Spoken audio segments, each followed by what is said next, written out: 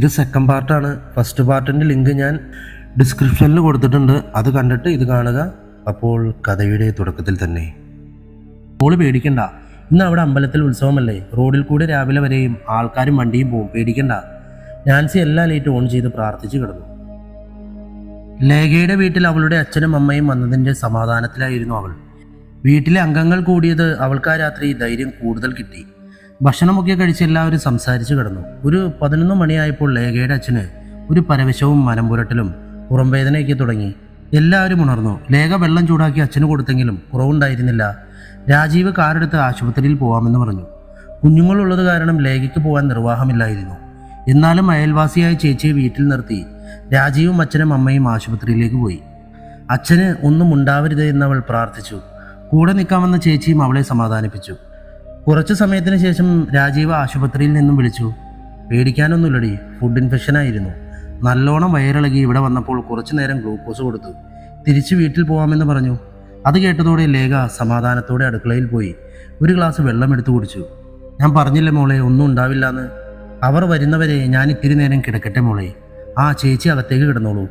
ലേഖ പിള്ളേരുടെ കൂടെ അകത്ത് കിടന്നു. അവൾ ഉറങ്ങാതെ ഈ കൺ തുറന്ന് അങ്ങനെ കിടന്നു. ലൈറ്റ് ഇട്ടാൽ ഉറങ്ങാൻ ബുദ്ധിമുട്ടുള്ള കുഞ്ഞുങ്ങളുടെ ആവശ്യപ്രകാരം അവൾ ലൈറ്റ് ഓഫ് ചെയ്ത് കിടന്നു. സമയം 12-അടുത്തായപ്പോൾ ഫാനിൻ്റെ കാറ്റിൻ്റെ വേഗതയിൽ കർട്ടൻ നീങ്ങുന്നത് അവൾക്ക് തോന്നി. കർട്ടൻ നീങ്ങുമ്പോൾ ജനാലയ്ക്കപ്പുറം അവൾക്ക് കാണാമായിരുന്നു. ദിവ്യയും സുരേഷും ഇല്ലാതായതോടെ ആ വീടും പരിസരവും ഒരു ഭീതി കലർന്ന നിശബ്ദത വിജനതയായി അവൾക്ക് തോന്നി. ലേഖ വീണ്ടും കുഞ്ഞുങ്ങളെ ചേർത്ത് പിടിച്ച് അവരുടെ മുഖത്തേക്ക് നോക്കിക്കിടന്നു. ആ സമയത്താണ് അടുക്കളയിൽ ഒരു അനക്കം കേട്ടത്. പൂച്ചയായിരിക്കുമെന്ന് കരുതി അവൾ മിണ്ടാതെ കിടന്നു. പാതിചാരിയ വാതിലിൻ്റെ പുറത്ത് ഹാളിൽ ചെറിയ വെട്ടം മാത്രമായിരുന്നു ഉണ്ടായിരുന്നത്.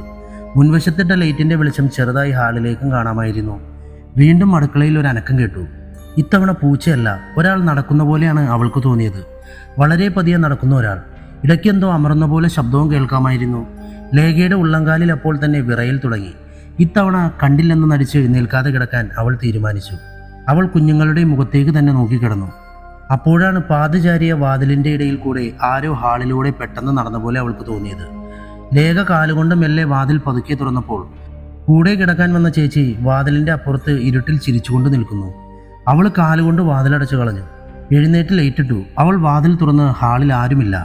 അടുത്ത മുറിയിൽ ചെന്ന് നോക്കിയപ്പോൾ ആ ചേച്ചി കൂർക്കം വലിച്ചുറങ്ങുന്നു. പേടി കാരണമാണ് ഈ തോന്നലൊക്കെ എന്ന് ചിന്തിച്ച് അവൾ വീണ്ടും വന്ന് കിടന്നു. പുറത്ത് എന്തോ മരക്കൊമ്പിൽ നിന്നും മൂങ്ങയുടെ കരച്ചിൽ കേൾക്കാം. അവൾ രാജീവിനെ വിളിച്ചു. 1/2 മണിക്കൂർ കൊണ്ട് എത്തുമെന്ന് അയാൾ പറഞ്ഞു. ലേഖ തലയിൽ കൈവച്ച് ഒന്ന് മയങ്ങിയപ്പോഴാണ് ഒരു സ്ത്രീയുടെ നിലവിളി കേട്ടത്. അവൾ ചാടി എണീറ്റ് വാതിൽ തുറന്നപ്പോൾ തൊട്ടു മുമ്പിൽ ആ ചേച്ചി. മോളെ മോളെ, അവിടെ അവിടെ അവിടെ ആരുണ്ട് ജനാലയുടെ സൈഡിൽ. ആരാ ചേച്ചി, എന്താ? ചൂട് കാരണം ഞാൻ ജനാല തുറന്നാണ് കിടന്നത്. അപ്പോഴാണ് എൻ്റെ കയ്യിൽ ആരോ പിടിച്ചത്. അവർ രണ്ടുപേരും ഒരേ സ്വരത്തിൽ ഹാളിൽ നിന്ന് ഉറക്കെ ആരാ എന്ന് ചോദിച്ചു. ഒരു ശബ്ദവും കേൾക്കാതെ ആയപ്പോൾ അവർ സോഫയിലേക്ക് ഇരുന്നു. ചേച്ചി എന്നാ വാ, പിള്ളേരുടെ കൂടെ കിടന്നോളൂ. ഞാനിവിടെ ഇരുന്നോളാം, ചേട്ടൻ ഇപ്പോൾ വരും. വേണ്ട മോളെ, ഇനി കിടന്നാൽ ഉറക്കം വരില്ല. ആ പിന്നെ ഞാൻ ആ മുഖം കണ്ടു. വെന്തു മാംസങ്ങൾ പുറത്തു വന്ന പോലെയുള്ള ഒരു മുഖമാണ് ഞാൻ കണ്ടത്, പകുതി കത്തിയ മുഖം. ലേഖ ഒന്നും മിണ്ടാതെ തല താഴ്ത്തി സോഫയിലിരുന്നു.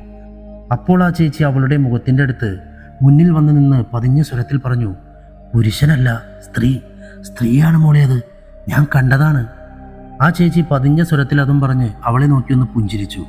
ചാടി എഴുന്നേറ്റ് മുൻവശത്തെ വാതിൽ തുറന്ന് പുറത്തേക്ക് ഓടി. അവൾ ചേച്ചി എന്ന് ഉറക്കെ വിളിച്ചു. അപ്പോഴാണ് അകത്ത് നിന്നും ആ ചേച്ചി എഴുന്നേറ്റ് ഹാളിൽ വന്നത്. എന്തു പറ്റി മോളെ? എന്താ വാതിൽ തുറന്ന് ഇവിടെ നിൽക്കുന്നത്? അച്ഛനെന്തേലും? ഇല്ല. അപ്പോൾ ചേച്ചി ഇപ്പോൾ ഇവിടെ വന്നില്ലേ? ഞാനോ ഇന്ന് ജോലിക്ക് പോയ ക്ഷീണത്തിൽ ഉറങ്ങിപ്പോയതാ മോളെ. മോളുടെ വിളി കേട്ടാണ് ഞാൻ ഉണർന്നത്. ചേച്ചി പോയി വാതിലടച്ചു. കൈകൾ രണ്ടും അമർത്തിപ്പിടിച്ച് ലേഖ സോഫയിലിരുന്നു. കുറച്ചു സമയം കഴിഞ്ഞപ്പോൾ രാജീവിൻ്റെ കാറിൻ്റെ ഹോൺ കേട്ടപ്പോഴാണ് അവൾ റിയാലിറ്റിയിലേക്ക് തിരിച്ചെത്തിയത്. നല്ല ഉറക്കത്തിലായ വേളയിലാണ് ഡേവിഡിൻ്റെ ഫോൺ റിങ് ചെയ്ത്. സ്റ്റേഷനിൽ നിന്നും നൈറ്റ് ഡ്യൂട്ടിയിൽ ഉണ്ടായിരുന്ന പോലീസുകാരനാണ് വിളിച്ചത്. സാറേ, സുമേഷാണ്. ഈ മെയിൻ റോഡിനടുത്തുള്ള പാലത്തിന് താഴെ ചാക്കിൽ കെട്ടിയ നിലയിൽ ഒരു ഉടലും 2 കൈകളും കിട്ടിയിട്ടുണ്ട് സാർ. തലയും കാലുമില്ല. എന്നിട്ട് നിങ്ങൾ നന്നായി അന്വേഷിച്ചോ? സാറേ, അന്വേഷിച്ചു. പിന്നെ സാർ, ആ സുദേവനെ രാത്രി മുതൽ കാണാനില്ല എന്ന് പറഞ്ഞു. അവരുടെ ഭാര്യ സ്റ്റേഷനിൽ വിളിച്ചു പറഞ്ഞിരുന്നു. ഫോൺ സ്വിച്ച്ഡ് ഓഫ് ആണത്രേ. എന്നും വീട്ടിൽ തിരിച്ചെത്താറുള്ള ആളാണത്രേ അയാൾ. അവസാനമായി സാറന്മാരെ വിളിച്ചുകൊണ്ടു പോയതാണെന്നാണ് അയാളുടെ ഭാര്യ പറഞ്ഞത്. ഞങ്ങൾ അയാളെ കടയുടെ മുന്നിൽ രാത്രി തന്നെ ഇറക്കി വിട്ടിരുന്നല്ലോ. അതെ സാർ, അതിനുശേഷം ഒരു സ്ത്രീ ഓട്ടോയിൽ വന്ന് അയാളെ കൂട്ടിക്കൊണ്ടു പോകുന്നത് കണ്ടു എന്ന് ചായക്കടക്കാരൻ ഗോപി പറഞ്ഞു. ഇരുട്ടത്ത് അയാൾക്ക് സ്ത്രീയെ മനസ്സിലായില്ല, പക്ഷെ ഓട്ടോ എന്താണെന്ന് അറിയാമെന്ന് പറഞ്ഞു. ഈ ബോഡി ഐഡന്റിഫൈ ചെയ്തോ? മനസ്സിലാക്കാൻ പറ്റാത്ത തരത്തിൽ ഉടലുകൾ കഷ്ണങ്ങളാക്കിയിട്ടുണ്ട്, ചാക്കിൽ കെട്ടിയിരിക്കുകയാണ്. തിരിച്ചറിയാൻ പറ്റാത്ത തരത്തിൽ ഉടലുകൾ കഷ്ണങ്ങളാക്കിയ രീതിയിൽ ചാക്കിൽ കെട്ടിയിരിക്കുന്ന ശരീരത്തിന്റെ മറ്റു ഭാഗങ്ങൾക്കായി പോലീസ് തിരച്ചിൽ ആരംഭിച്ചു. പിറ്റേ ദിവസം ഉടലും കൈകളും കിട്ടിയ സ്ഥലത്ത് നിന്നും ഒരു 10 കിലോമീറ്റർ മാറി മറ്റൊരു സ്ഥലത്ത് പാലിടാൻ പോയ മുരുകൻ എന്ന യുവാവ് റോഡ് സൈഡിൽ സൈക്കിൾ നിർത്തി മൂത്രമൊഴിക്കുവാനായി കുറച്ചല്പം മാറി നിന്നപ്പോൾ റോഡ് സൈഡിലെ ഓവുചാലിനടുത്ത് പച്ചപ്പുല്ലിൽ തമിഴ് പത്രത്തിൽ പൊതിഞ്ഞ രീതിയിൽ 2 കാലുകൾ കണ്ടു. അയാൾ ഒരു വടിയെടുത്ത് അത് തട്ടിമാറ്റി നോക്കി. മുറിച്ചു മാറ്റിയ 2 കാലുകൾ കണ്ടതോടെ അയാൾ നിലവിളിച്ചു. പരിസരവാസികൾ ഓടിക്കൂടി പോലീസിനെ വിളിച്ചു പറഞ്ഞു. പോലീസ് എത്തി ആ പരിസരമാകെ പരിശോധന നടത്തി. കുറച്ചു സമയത്തിന് ശേഷം ഡേവിഡ് സ്ഥലത്തെത്തി. ആ സുമേഷ്, എത്രയും പെട്ടെന്ന് മെഡിക്കൽ സർജനെ വിളിക്കണം, കൂടെ ഫോറൻസിക് വിഭാഗത്തെയും പെട്ടെന്ന് എത്താൻ പറയണം. ശരി സാർ. ഈ സുദേവനെ അവസാനമായി കൂട്ടിക്കൊണ്ടുപോയ സ്ത്രീയെ ആ ചായക്കടക്കാരന് പരിചയമില്ല എന്നല്ലേ പറഞ്ഞത്? അതെ സാർ, പക്ഷെ ഓട്ടോ അയാൾക്കറിയാം, തൊട്ടടുത്ത ടൗണിലെയാണ്. എന്നിട്ട് അയാളെക്കുറിച്ച് വിവരം കിട്ടിയോ? സാർ അന്വേഷിച്ചു. അയാൾ ഇന്നലെ ഓട്ടം പോയതാണ്, തിരിച്ചെത്താൻ 2 ദിവസമെടുക്കുമെന്ന് വീട്ടിൽ പറഞ്ഞത്രേ. അയാളുടെ വീട് എവിടെയാണ്? എന്താണ് അയാളുടെ പേര്? പേര് ശ്രീധർ, വീട് കഞ്ചിക്കോട്. സംഭവം വലിയ വാർത്തയായി പരന്നതോടെ SP-യും സംഘവും സ്ഥലത്തെത്തി അന്വേഷണത്തിന് കൂടുതൽ ഫോഴ്സിനെ സ്ഥലത്ത് നിർത്തി. മെഡിക്കൽ സർജൻ ഡോക്ടർ ധനപാലൻ സംഭവ സ്ഥലത്ത് തന്നെ പരിശോധന ആരംഭിച്ചു. അവർക്ക് ലഭിച്ച കാലുകളിൽ വിരലുകൾ മിക്കതും നഷ്ടമായിരുന്നു. കൂടാതെ കാലുകളിൽ നിറയെ വെട്ടി പരിക്കേൽപ്പിച്ച പാടുകളും കാണാമായിരുന്നു. ഉടലും കൈകളും കാലുകളും ചേർത്ത് വെച്ച് അയാൾ പരിശോധിച്ചു. മൂർച്ചയുള്ള ഒരു ആയുധം കൊണ്ട് കഴുത്ത് മുറിച്ച് തല വേർപ്പെടുത്തിയത് എന്ന് പരിശോധനയിൽ മനസ്സിലായി. കൂടാതെ മൂർച്ചയുള്ള ആയുധം കൊണ്ട് തന്നെയാണ് കൈകളും കാലുകളും മുറിച്ചു മാറ്റിയതെന്നും പരിശോധനയിൽ തെളിഞ്ഞു. മറ്റൊരു തെളിവ്, ഒരു കാലിലെ വിരൽ വളരെ മുമ്പ് തന്നെ നഷ്ടമായതാണെന്ന് സർജന് മനസ്സിലായി. അത് ഡേവിഡിനോട് പറഞ്ഞപ്പോൾ തന്നെ കൊല്ലപ്പെട്ടത് ആരാണെന്ന് ഡേവിഡ് ഊഹിച്ചു. എങ്കിലും തല കിട്ടുവാനും കൂടുതൽ തെളിവുകൾക്കായി അയാൾ പരിശോധന ശക്തമാക്കി. തല കിട്ടിയാൽ മാത്രമേ ഇനി കൂടുതൽ എന്തെങ്കിലും പറയാൻ കഴിയുകയുള്ളൂ എന്ന് സർജനും വ്യക്തമാക്കി. ഈ സമയം 2 ശരീരാവശിഷ്ടങ്ങളും കണ്ടെത്തിയ സ്ഥലത്ത് ഒരു പ്രത്യേക തരം ചാരം ഫോറൻസിക് പരിശോധനയിൽ കിട്ടി. കൂടുതൽ പരിശോധനകൾ നടക്കുന്ന സമയത്ത് ഡേവിഡും കുറച്ച് പോലീസുകാരും കാട്ടിലേക്ക് കയറി. കഴിഞ്ഞ പ്രളയകാലത്ത് ഉരുൾപൊട്ടിയതിനു ശേഷം ജനവാസം തീരെയില്ലാത്തൊരു കാടായിരുന്നു അത്. കുറച്ചു ദൂരം അവർ ആ കാട്ടിലൂടെ മുന്നോട്ട് പോയി. ഒന്നും കണ്ടെത്താൻ കഴിയാതെ അവർ തിരിച്ചു. അന്ന് രാത്രി 7 മണിയോടുകൂടി തൃശ്ശൂരിൽ നിന്നും പാലക്കാട് ടൂർ പോയ കുറച്ച് വിദ്യാർത്ഥികൾ ഒരു ചെറിയ പുഴയുടെ അടുത്ത് ബസ് നിർത്തി. വിദ്യാർത്ഥികളിൽ കുറച്ചു പേർ പുറത്തിറങ്ങി. അതിൽ അഞ്ജലി എന്ന് പറയുന്ന കുട്ടി പുഴയിലേക്ക് ഇറങ്ങി. കാല് കഴുകുമ്പോൾ അവരുടെ ടൂറിസ്റ്റ് ബസിന്റെ ഹെഡ്ലൈറ്റ് വെളിച്ചത്തിൽ പുഴയുടെ കല്ല് കെട്ടിയതിന്റെ സൈഡിൽ ഒരു മനുഷ്യന്റെ തല പോലെ എന്തോ കണ്ടു. അവൾ കൂട്ടുകാരികളെ വിളിച്ച് കാണിച്ചു കൊടുത്തു. അവർ കുറച്ചുകൂടി അടുത്തുപോയി നോക്കിയപ്പോൾ ചീഞ്ഞളിഞ്ഞൊരു മനുഷ്യന്റെ തല. അത് കണ്ടതോടെ അവൾ നിലവിളിച്ചു. ബസ് ജീവനക്കാരും അധ്യാപകരും പോലീസിനെ വിവരമറിയിച്ചു.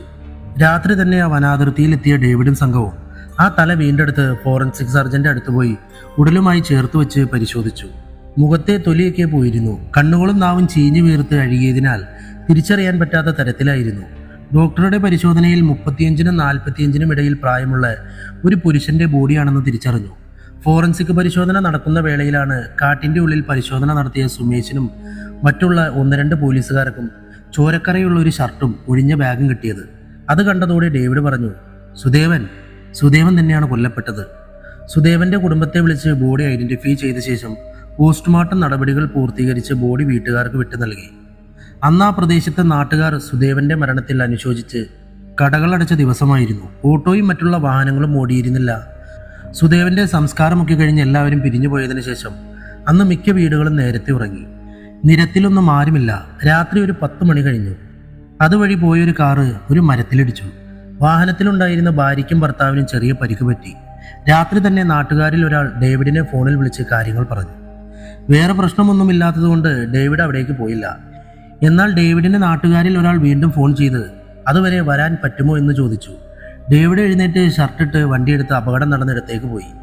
ചെറിയ പരിക്ക് പറ്റിയ ഭാര്യയെയും ഭർത്താവിനെയും അടുത്തുള്ളൊരു വീട്ടിലിരിക്കുന്നത് കണ്ട് അവർക്ക് ചുറ്റും കൂടി നിന്ന നാട്ടുകാരുടെ മുഖത്ത് ഒരു പരിഭ്രാന്തി ഉള്ളതായി ഡേവിഡിന് തോന്നി. ഡേവിഡ് അവരുടെ അടുത്ത് ചെന്ന് കാര്യം തിരക്കി. എന്താണ് എല്ലാവരുടെയും മുഖം വല്ലാതെ ഇരിക്കുന്നത്? സാറേ, ഇവർ മലമ്പുഴയ്ക്ക് പോയ 2 പേരാണ്. വഴി തെറ്റി എങ്ങനെയാണ് ഈ വഴി വന്നത്. വഴി ചോദിക്കാൻ രാത്രി റോഡിലും മറ്റും ആരെയും കണ്ടില്ല. മിക്ക വീടുകളും ഉറങ്ങിയിരുന്നു. അപ്പോഴാണ് പിന്നെ എന്താ ഉണ്ടായത്? അപ്പുറത്തെ കവലയിലെത്തിയപ്പോൾ ലൈറ്റൊന്നും ഇടാതെ ഒരു കട മാത്രം തുറന്നു കിടന്നത് അവർ കണ്ടു. കടയുടെ മുന്നിൽ ഒരാൾ ഇരിക്കുന്നത് കണ്ട് ഇവർ വണ്ടി സൈഡാക്കി നടന്നുപോയി അയാളോട് വഴി ചോദിച്ചത്രേ. അയാൾ ഒന്നും മിണ്ടാതെ തല താഴ്ത്തി കൈ ചൂണ്ടിക്കാണിച്ചു. തിരിച്ചു വന്ന് കാറിൽ കയറി കാർ പുറകോട്ടെടുത്തപ്പോഴാണ് ഞെട്ടിയത്.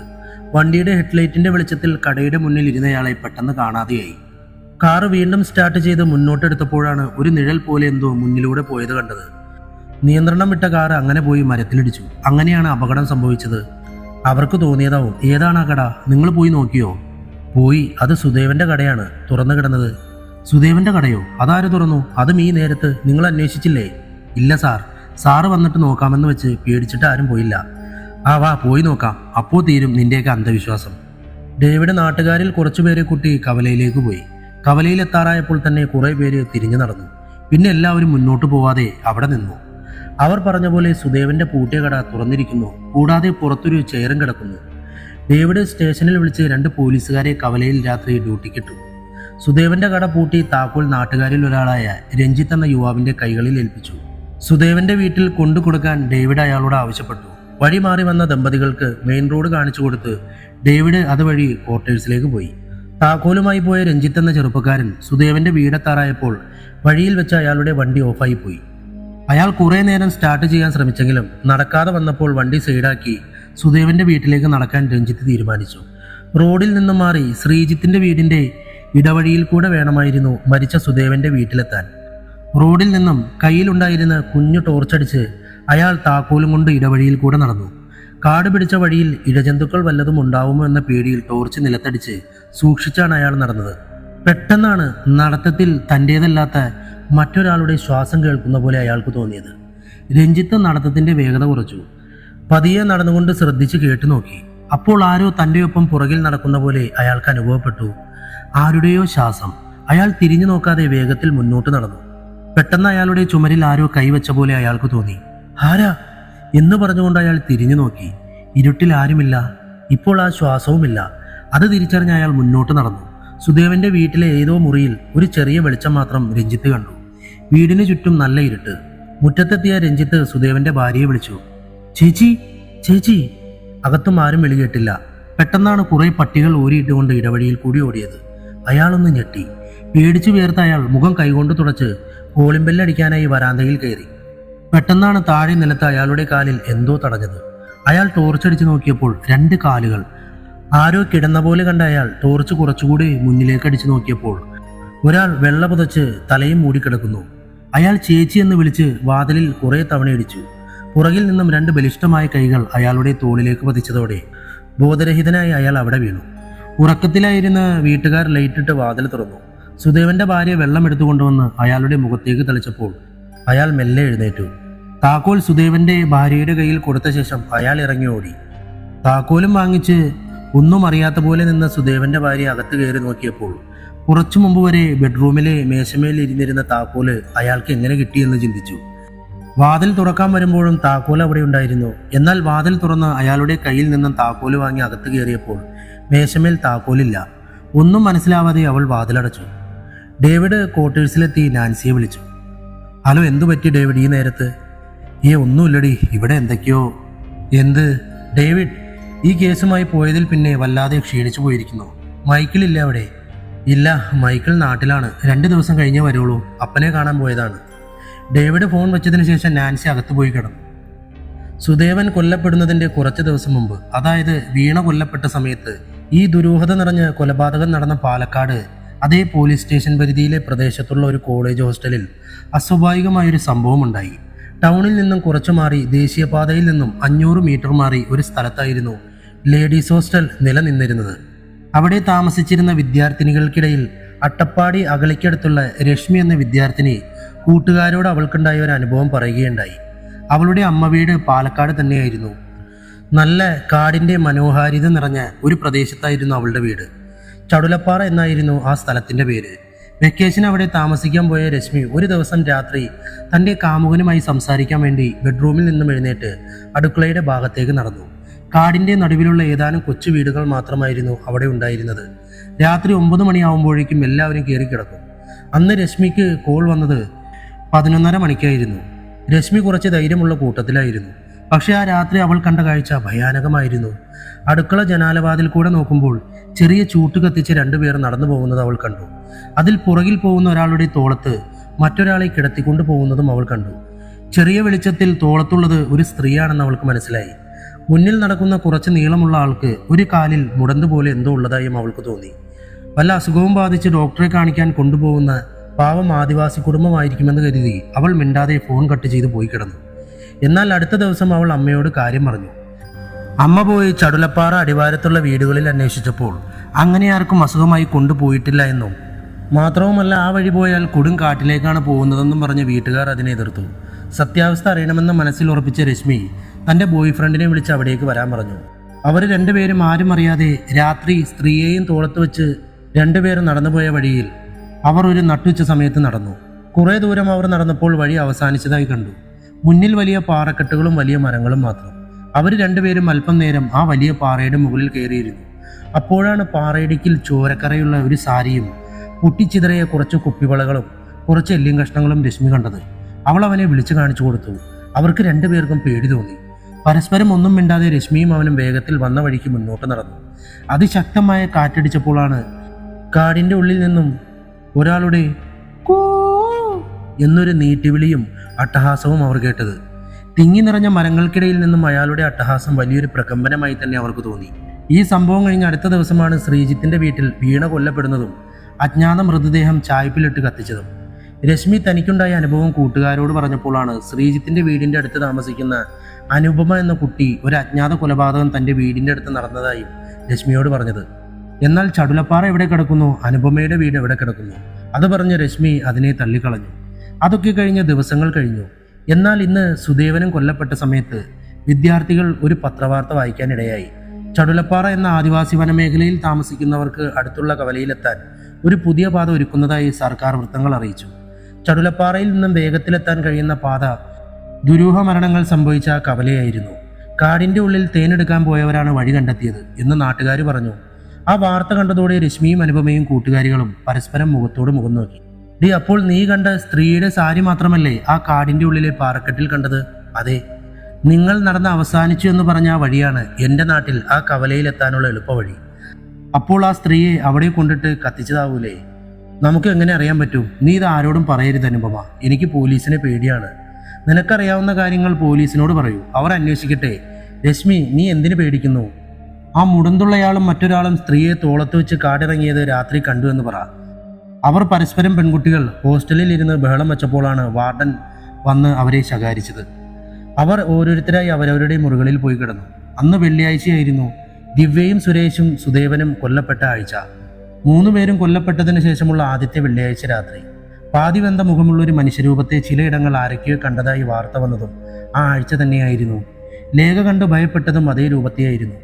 3 പേരുടെ ദുരൂഹ മരണം നടന്ന 2 സ്ഥലങ്ങളിലെയും നാട്ടുകാർക്ക് ആ വെള്ളിയാഴ്ച രാത്രിയോട് എന്തോ ഒരു ഭയമുണ്ടായി. ഹോസ്റ്റലിൽ താമസിക്കുന്ന പെൺകുട്ടികളുടെ ഉള്ളിലും ആ രാത്രി ഭയമുണ്ടായി. അനുപമ കിടക്കാൻ നേരം ബാത്റൂമിൽ പോയി വരാമെന്ന് രശ്മിയോട് പറഞ്ഞ് അവൾ പുറത്തിറങ്ങി വീട്ടിൽ അവളുടെ ചേട്ടനെ വിളിച്ചു. രശ്മി പറഞ്ഞ കാര്യങ്ങൾ ചേട്ടനോട് പറഞ്ഞു. ഡേവിഡിന്റെ അടുത്ത സുഹൃത്തായിരുന്നു അനുപമയുടെ ചേട്ടൻ. അവൾ കാര്യങ്ങൾ വിശദമായി പറഞ്ഞതിന് ശേഷം കോള് കട്ട് ചെയ്ത് റൂമിലേക്ക് പോയി. റൂമിലെത്തി ബെഡിൽ കിടന്ന അനുപമ രശ്മിയോട് ചോദിച്ചു, രശ്മി, നീ പറഞ്ഞത് ഉള്ളതാണോ അതോ നീ തള്ളിയതാണോ? നീ കിടന്നുറങ്ങടി, ഞാൻ പറഞ്ഞത് ഉള്ളതാണ്. ഒരു മുടന്തരൻ സ്ത്രീയും രക്തക്കറയുള്ള സാരിയും അട്ടഹാസവും എല്ലാം ഉള്ളതാണ്. നീ വെക്കേഷന് പോയ ഡേറ്റും കണ്ട സീനും പറയുമ്പോൾ ശ്രീജിത്തേട്ടൻ്റെ വൈഫ് കൊല്ലപ്പെടുന്നതും അജ്ഞാത മൃതദേഹം കത്തിച്ചതും ആ സമയത്താണ്. ഒന്നും മിണ്ടാതെ കിടക്കുമോ? വെള്ളിയാഴ്ചയാണ്, പേടിപ്പിക്കാനായിട്ട്.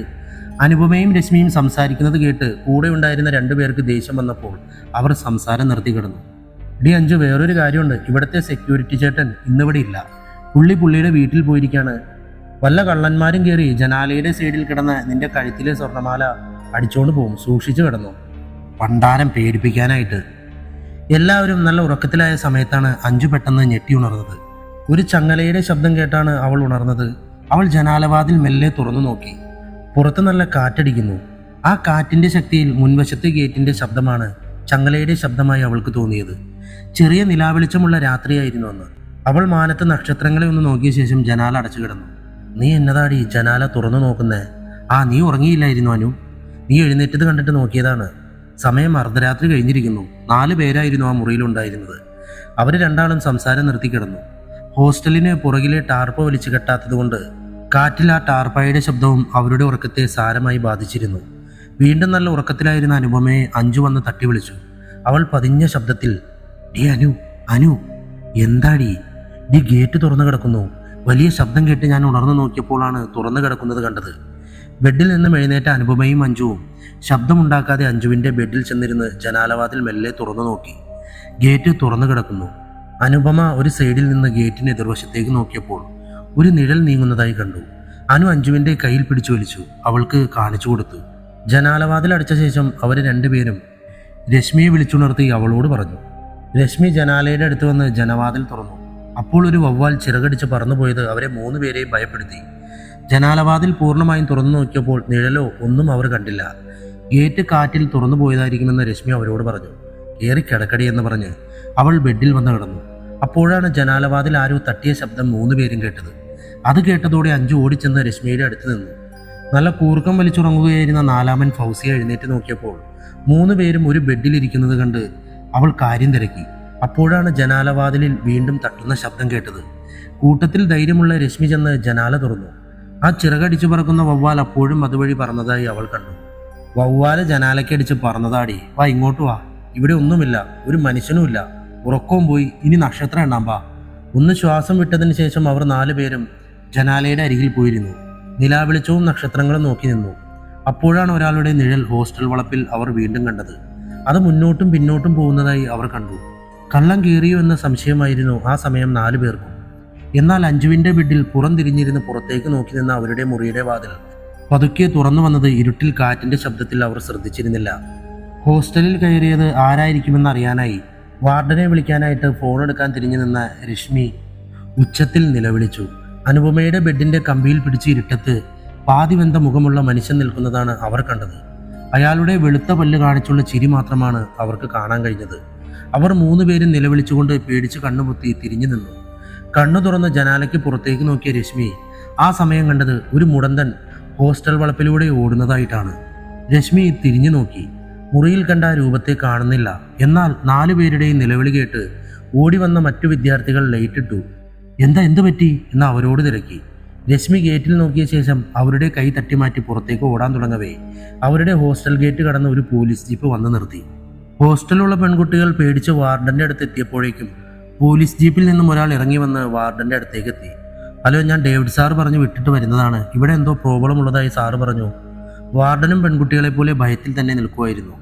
സാർ, ഇവിടെ പുറത്ത് നിന്ന് ആരൊക്കെ കയറിയിട്ടുണ്ട്. അതാണ് കുട്ടികൾ പേടിച്ചത്. ഇവിടെ സെക്യൂരിറ്റി ഇല്ലേ? ഉണ്ട്, പുള്ളി ഇന്ന് ലീവാണ്.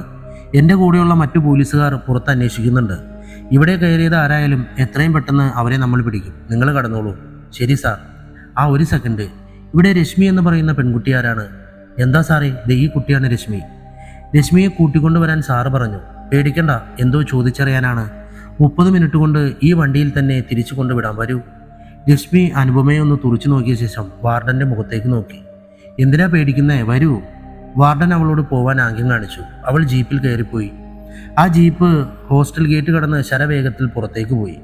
കൂട്ടുകാരികൾ ഓരോരുത്തരായി അവരവരുടെ മുറികളിലേക്ക് പോയി. കുറച്ചു സമയത്തിന് ശേഷം മറ്റൊരു വാഹനം ഹോസ്റ്റൽ ഗേറ്റ് കടന്നു വന്നു. വാർഡൻ റൂമിൽ നിന്നും പുറത്തിറങ്ങി. പെൺകുട്ടികൾ എല്ലാവരും മുറിയിൽ നിന്ന് പുറത്തിറങ്ങി നോക്കി. വണ്ടിയിൽ നിന്നും ഇറങ്ങിയത് ഡേവിഡായിരുന്നു. അയാളുടെ കൂടെ ഉണ്ടായിരുന്നത് അനുപമയുടെ ബ്രദറും. അനുപമ പുറത്തേക്കിറങ്ങി അവളുടെ ചേട്ടൻ്റെ അടുത്തേക്ക് ഓടി വന്നു.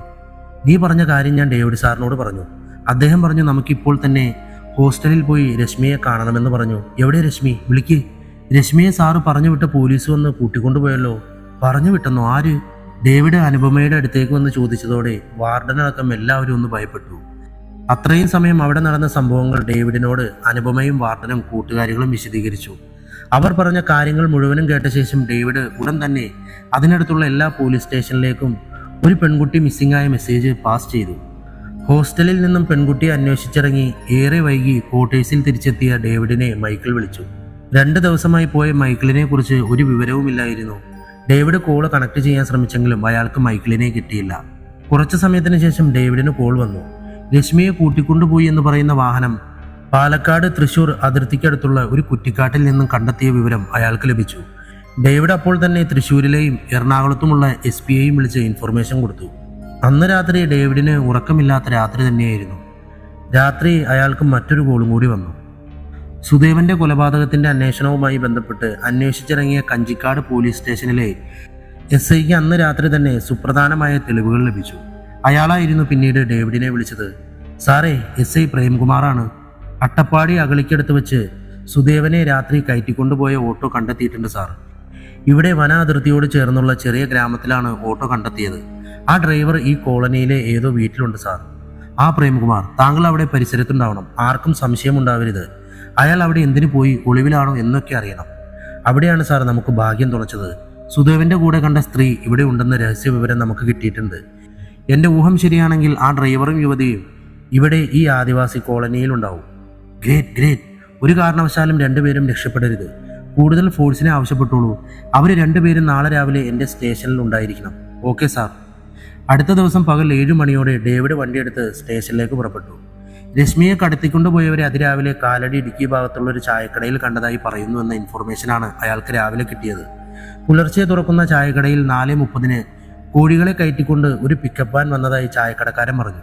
അതിൽ നിന്നും കാലിൽ മുടന്തുള്ള ഒരു കുള്ളനും നല്ല തടിച്ച് നീളമുള്ള ഒരാളും ഇറങ്ങി വന്ന് സിഗരറ്റ് ചോദിച്ചെന്നും അതിലൊരാൾ ചായ കുടിച്ചെന്നും പറഞ്ഞു. ചായ കുടിച്ചു കഴിഞ്ഞ് പൈസ തന്ന വണ്ടിയിൽ കയറുമ്പോഴാണ് മുൻവശത്തെ സീറ്റിൽ എന്തോ തുണി കൊണ്ട് പൊതിഞ്ഞിരുന്നത് ചായക്കടക്കാരൻ ശ്രദ്ധിച്ചത്. കൂടെയുള്ള മുടന്തൻ വണ്ടിയിൽ കയറിയിരുന്നപ്പോൾ വളയിട്ട ഒരു പെൺകുട്ടിയുടെ കൈ കണ്ടുവെന്നാണ് ചായക്കടക്കാരൻ പറഞ്ഞത്. അത്രയ്ക്ക് വ്യക്തമല്ലെങ്കിലും കണ്ടതുപോലെ തോന്നിയെന്ന് അയാൾ പറഞ്ഞു. കാലടി ഇടുക്കി ഭാഗത്തായി പെൺകുട്ടിയുടെ അന്വേഷണം പോലീസ് ഊർജിതമാക്കി. രാവിലെ 10 മണിയോടെ അട്ടപ്പാടി അഗളിയിൽ നിന്നും SI പ്രേംകുമാറും സംഘവും ഓട്ടോ ഡ്രൈവറെയും സ്ത്രീയെയും അറസ്റ്റ് ചെയ്ത് പാലക്കാട് ഡേവിഡിന്റെ സ്റ്റേഷനിലെത്തിച്ചു. പോലീസുകാർ മാറി മാറി ചോദ്യം ചെയ്തിട്ടും അവർ രണ്ടുപേരും ഒന്നും മിണ്ടിയില്ല. ഡേവിഡ് വന്നവരെ രണ്ടുപേരെയും മാറ്റി നിർത്തി ചോദ്യം ചെയ്തപ്പോൾ ആ സ്ത്രീ സത്യം പറഞ്ഞു. പറ, അന്ന് രാത്രി കട പൂട്ടി സുദേവനെ കൂട്ടിക്കൊണ്ട് നിങ്ങൾ എങ്ങോട്ടേക്കാണ് പോയത്? ചടുലപ്പാറയിലേക്കാണ് സാറേ. ചടുലപ്പാറയിൽ എന്തിനാണ് കൂട്ടിക്കൊണ്ടുപോയത്? അത് ബോസ് പറഞ്ഞിട്ടാണ്. കൂട്ടിക്കൊണ്ട് ചെല്ലാൻ പറഞ്ഞു. ഏത് ബോസ്? ആരാണ് ബോസ്? അതറിയില്ല സാറേ. സത്യം പറയടി, ആരാടി നിന്റെ ബോസ്? ഡേവിഡിന്റെ അടുത്ത് നിന്നിരുന്ന പോലീസുകാരൻ ശ്രീധർ അവളുടെ അടുത്ത് വന്ന് ചോദിച്ചു. ഡേവിഡ് അയാളെ തടഞ്ഞ് വീണ്ടും അവളോട് സൗമ്യമായി ചോദിച്ചു. നിനക്കറിയാവുന്നത് പറഞ്ഞാൽ നിന്നെ രക്ഷപ്പെടുത്താം. ഇല്ലെങ്കിൽ ഈ കൊലക്കേസിൽ നീയും പ്രതിയായിരിക്കും. പറ, ആരാ ബോസ്? അറിയില്ല സാർ. ബോസ് എന്ന് പറഞ്ഞ് കേട്ടിട്ടേ ഉള്ളൂ. അണ്ണനാണ് എന്നോട് സുദേവനെ കൂട്ടിക്കൊണ്ട് ചുടലപ്പാറയിൽ വരാൻ പറഞ്ഞത്. അണ്ണനോ? ഏതണ്ണൻ? സെൽവൻ അണ്ണൻ. സെൽവൻ? ഈ പേര് ഞാൻ എവിടെയോ കേട്ടിട്ടുണ്ടല്ലോ ശ്രീധർ. സുദേവൻ ചേട്ടന്റെ സുഹൃത്താണ് സെൽവൻ അണ്ണൻ.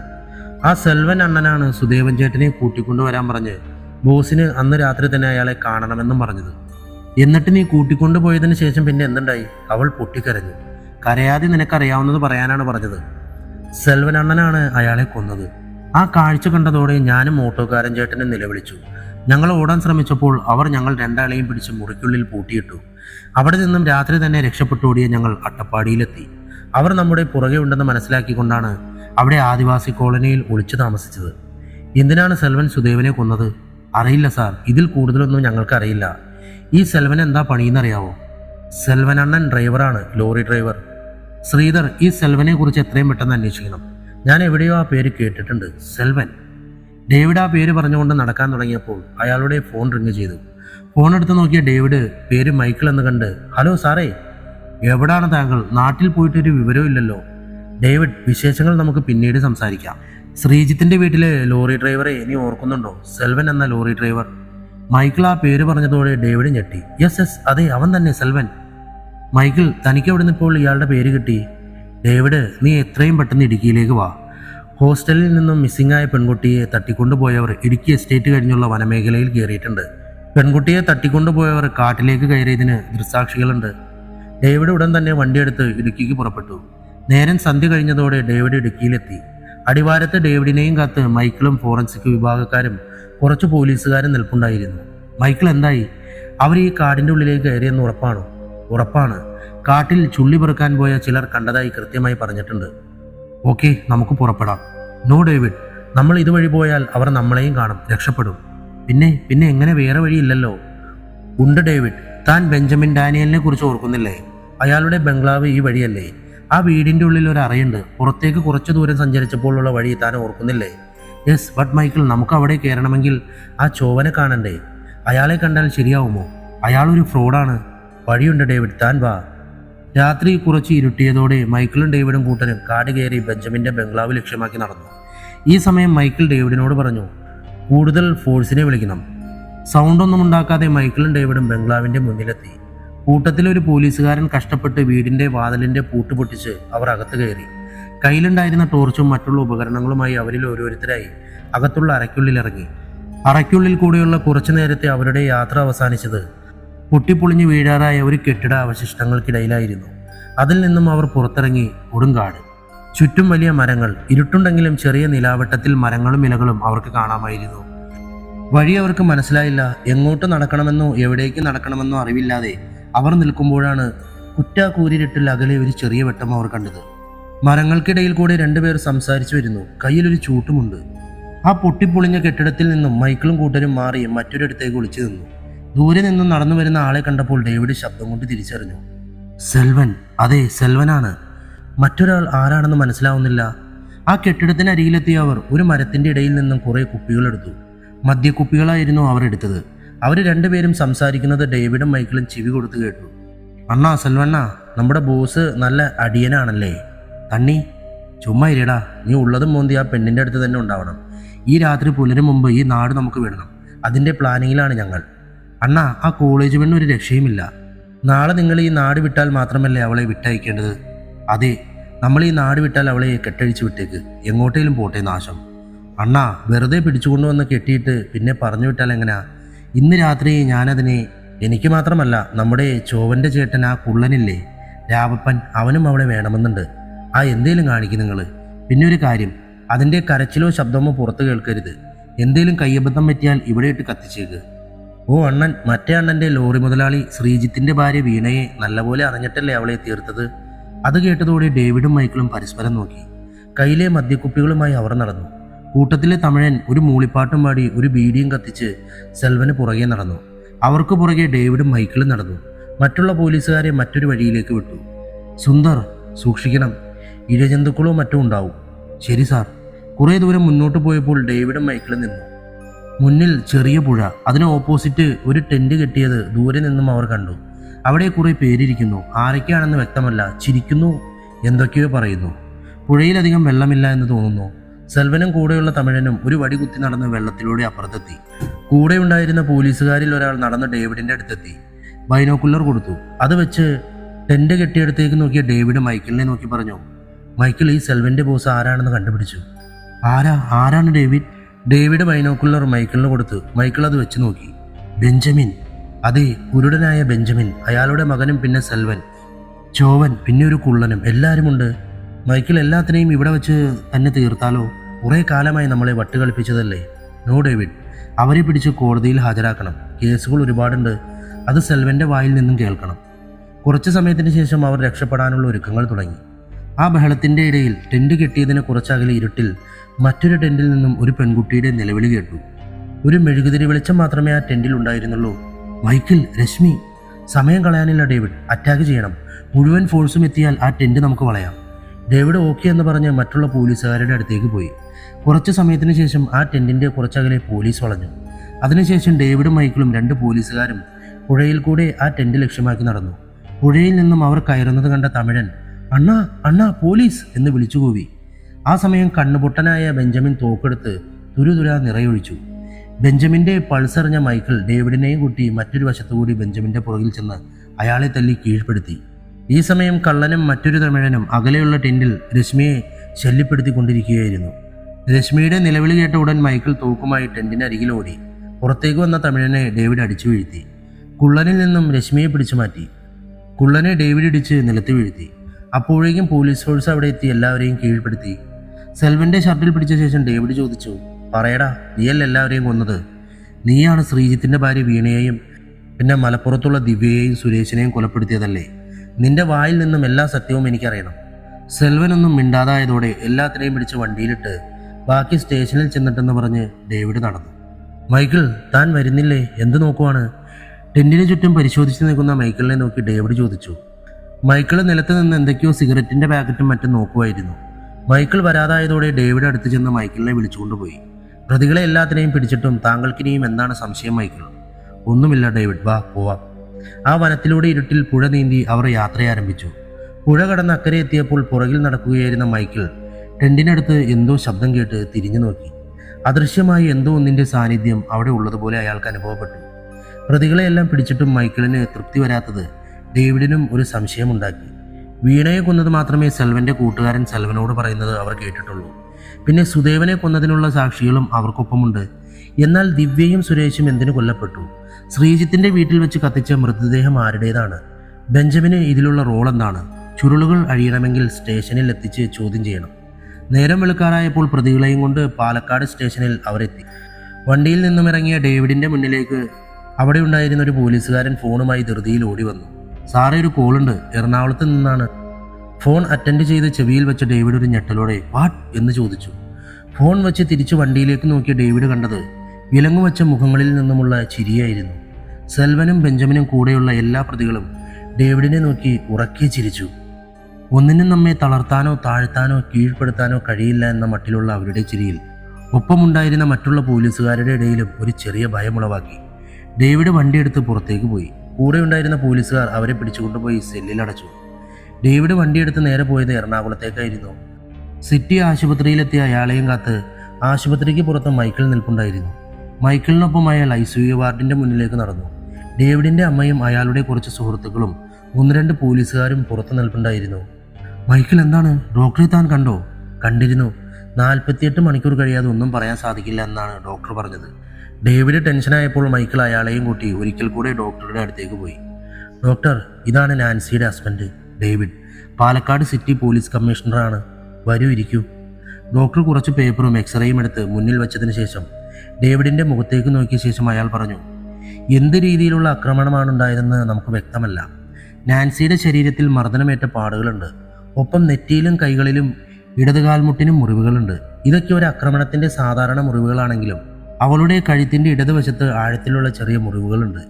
ഒരു പാമ്പ് കുത്തിയതുപോലെ, അല്ലെങ്കിൽ ഒരു മൂർച്ചയുള്ള 3 നേരത്തെ കമ്പി പോലെ എന്തോ കൊണ്ട് കഴുത്തിൽ കുത്തിയിറക്കിയ പോലെ ഒരു മുറിവാണ് കാണുന്നത്.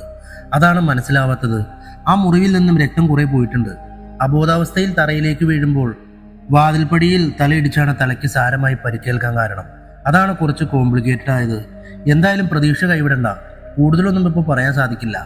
48 മണിക്കൂർ കഴിയട്ടെ. ഓക്കെ, ശരി ഡോക്ടർ, താങ്ക് യു. മൈക്കിൾ ഡോക്ടറോട് പറഞ്ഞ് ചെയറിൽ നിന്നും എഴുന്നേറ്റു. എന്നാൽ ഡേവിഡ് ഒന്നും മിണ്ടാതെ തല താഴ്ത്തി ആ ചെയറിൽ തന്നെ ഇരിക്കുകയാണ്. മൈക്കിൾ ഡേവിഡിനെ പിടിച്ചെഴുന്നേൽപ്പിച്ച് പുറത്തേക്ക് കൂട്ടിക്കൊണ്ടുപോയി. ഡേവിഡ്, താൻ ഈ സമയത്ത് തളർന്നിരുന്നാൽ എങ്ങനെയാ? അവൾക്കൊന്നും സംഭവിക്കില്ല. എന്താണ് രാത്രി അവളുടെ വീട്ടിൽ സംഭവിച്ചതെന്ന് നമുക്ക് അന്വേഷിക്കണ്ടേ? വേണം. അതിന് മുന്നേ ഞാൻ ദൂരത്ത് നിന്ന് അവളെ ഒന്ന് കണ്ടോട്ടെ മൈക്കിൾ. ഡേവിഡ് ICU വാർഡിന്റെ അടുത്ത് പോയി പുറത്തു നിന്നും നാൻസിയെ കുറച്ചു നേരം നോക്കി. കണ്ണു തുടച്ച് പുറത്തിറങ്ങിയ ഡേവിഡ് അവളുടെ അമ്മയുടെ അരികിൽ ചെന്നിരുന്നു. എന്താ അമ്മ, എന്താ ഉണ്ടായത്? അറിയില്ല മോനെ, ഇന്നലെ വൈകുന്നേരം അവൾ തിരിച്ച് ഫ്ലാറ്റിലേക്ക് പോകാനിരിക്കുകയായിരുന്നു. അപ്പോഴാണ് അവളുടെ കൂട്ടുകാരി വീട്ടിലേക്ക് വന്നത്. കുറച്ച് ദൂരത്തുള്ള കൊച്ചായിരുന്നു. അതുകൊണ്ട് തന്നെ അവൾ ഇന്നലെ വീട്ടിൽ താമസിച്ചു. കളിയും ചിരിയും വർത്തമാനവും എല്ലാം കൊണ്ടും അവൾ ഹാപ്പിയായിരുന്നു. രാത്രി ഫുഡ് കഴിച്ച് അവർ രണ്ടാളും മുകളിലത്തെ മുറിയിൽ കിടക്കാൻ പോയി. കാലിന് വേദനയുള്ളതുകൊണ്ട് ഞാൻ നേരത്തെ മരുന്ന് കഴിച്ചു കിടന്നു. പാതിരാത്രി എപ്പോഴുമാണ് ബഹളവും നിലവിളിയും കേട്ടത്. ഞാൻ മുറിയിൽ നിന്നും പുറത്തിറങ്ങി മുകളിലേക്ക് കയറിയപ്പോൾ ആ പെൺകൊച്ച് താഴെ ഇറങ്ങി വന്നു. അമ്മ, നാൻസി, അവിടെ ഒരാൾ എന്ന് പറഞ്ഞ അവൾ പേടിച്ച് വിയർത്തിയിരുന്നു. മുകളിൽ ചെന്ന് നോക്കിയപ്പോൾ പടിയിൽ ബോധം കെട്ട് രക്തം വാർന്നു കിടക്കുന്ന മോളെയാണ് കണ്ടത്. അത് പറഞ്ഞു കഴിഞ്ഞ അമ്മ കണ്ണു തുടച്ചുകൊണ്ട് വിരുമ്പി. ഡേവിഡ് അവരെ ആശ്വസിപ്പിച്ചു. എന്നിട്ട് ആ പെൺകുട്ടി എവിടെ? എന്താണ് അവളുടെ പേര്? ദീപ എന്നാണ് പേര്. അവൾ ഇവിടെ തന്നെ ഉണ്ടായിരുന്നു. ഇന്നലെ രാത്രി ഒട്ടും ഉറങ്ങിയുമില്ലല്ലോ. വീട്ടിൽ പോയിട്ട് വൈകുന്നേരം വരാമെന്ന് പറഞ്ഞ ആ കൊച്ചു നേരത്തെ പോയി. എവിടെയാണ് അവളുടെ വീട്? അമ്മ ഇതിനു മുമ്പ് കണ്ടിട്ടുണ്ടോ അവളെ? ഇല്ല, ഡിഗ്രിക്ക് കൂടെ പഠിച്ചതാണെന്നാണ് നാൻസി പറഞ്ഞത്. വീട് പാലക്കാടാണ് വീട്. ഇപ്പോൾ എറണാകുളത്തൊരു ബ്യൂട്ടി പാർലറുണ്ട്. അതുകൊണ്ട് ഇവിടെ എവിടെയോ ആണ് താമസിക്കുന്നത്. അത് നാൻസിക്ക് മാത്രമേ അറിയൂ. ശരിയമ്മ, ഞാനിപ്പോൾ വരാം. മൈക്കിൾ, കൂടുതൽ ഡീറ്റെയിൽസ് എങ്ങനെ കിട്ടും? ഡേവിഡ്, നാൻസിയുടെ ഫോൺ മിസ്സിംഗ് ആണ്. ആ ഫോൺ ഉണ്ടായിരുന്നെങ്കിൽ കൂടുതൽ ഡീറ്റെയിൽസ് കിട്ടിയാലേ. മറ്റൊന്നും, നിന്റെ വീട്ടിലും എറണാകുളത്തെ ഫ്ലാറ്റിലും മാത്രമേ CCTV ഉള്ളൂ അല്ലേ? നാൻസിയുടെ വീട്ടിലില്ലേ?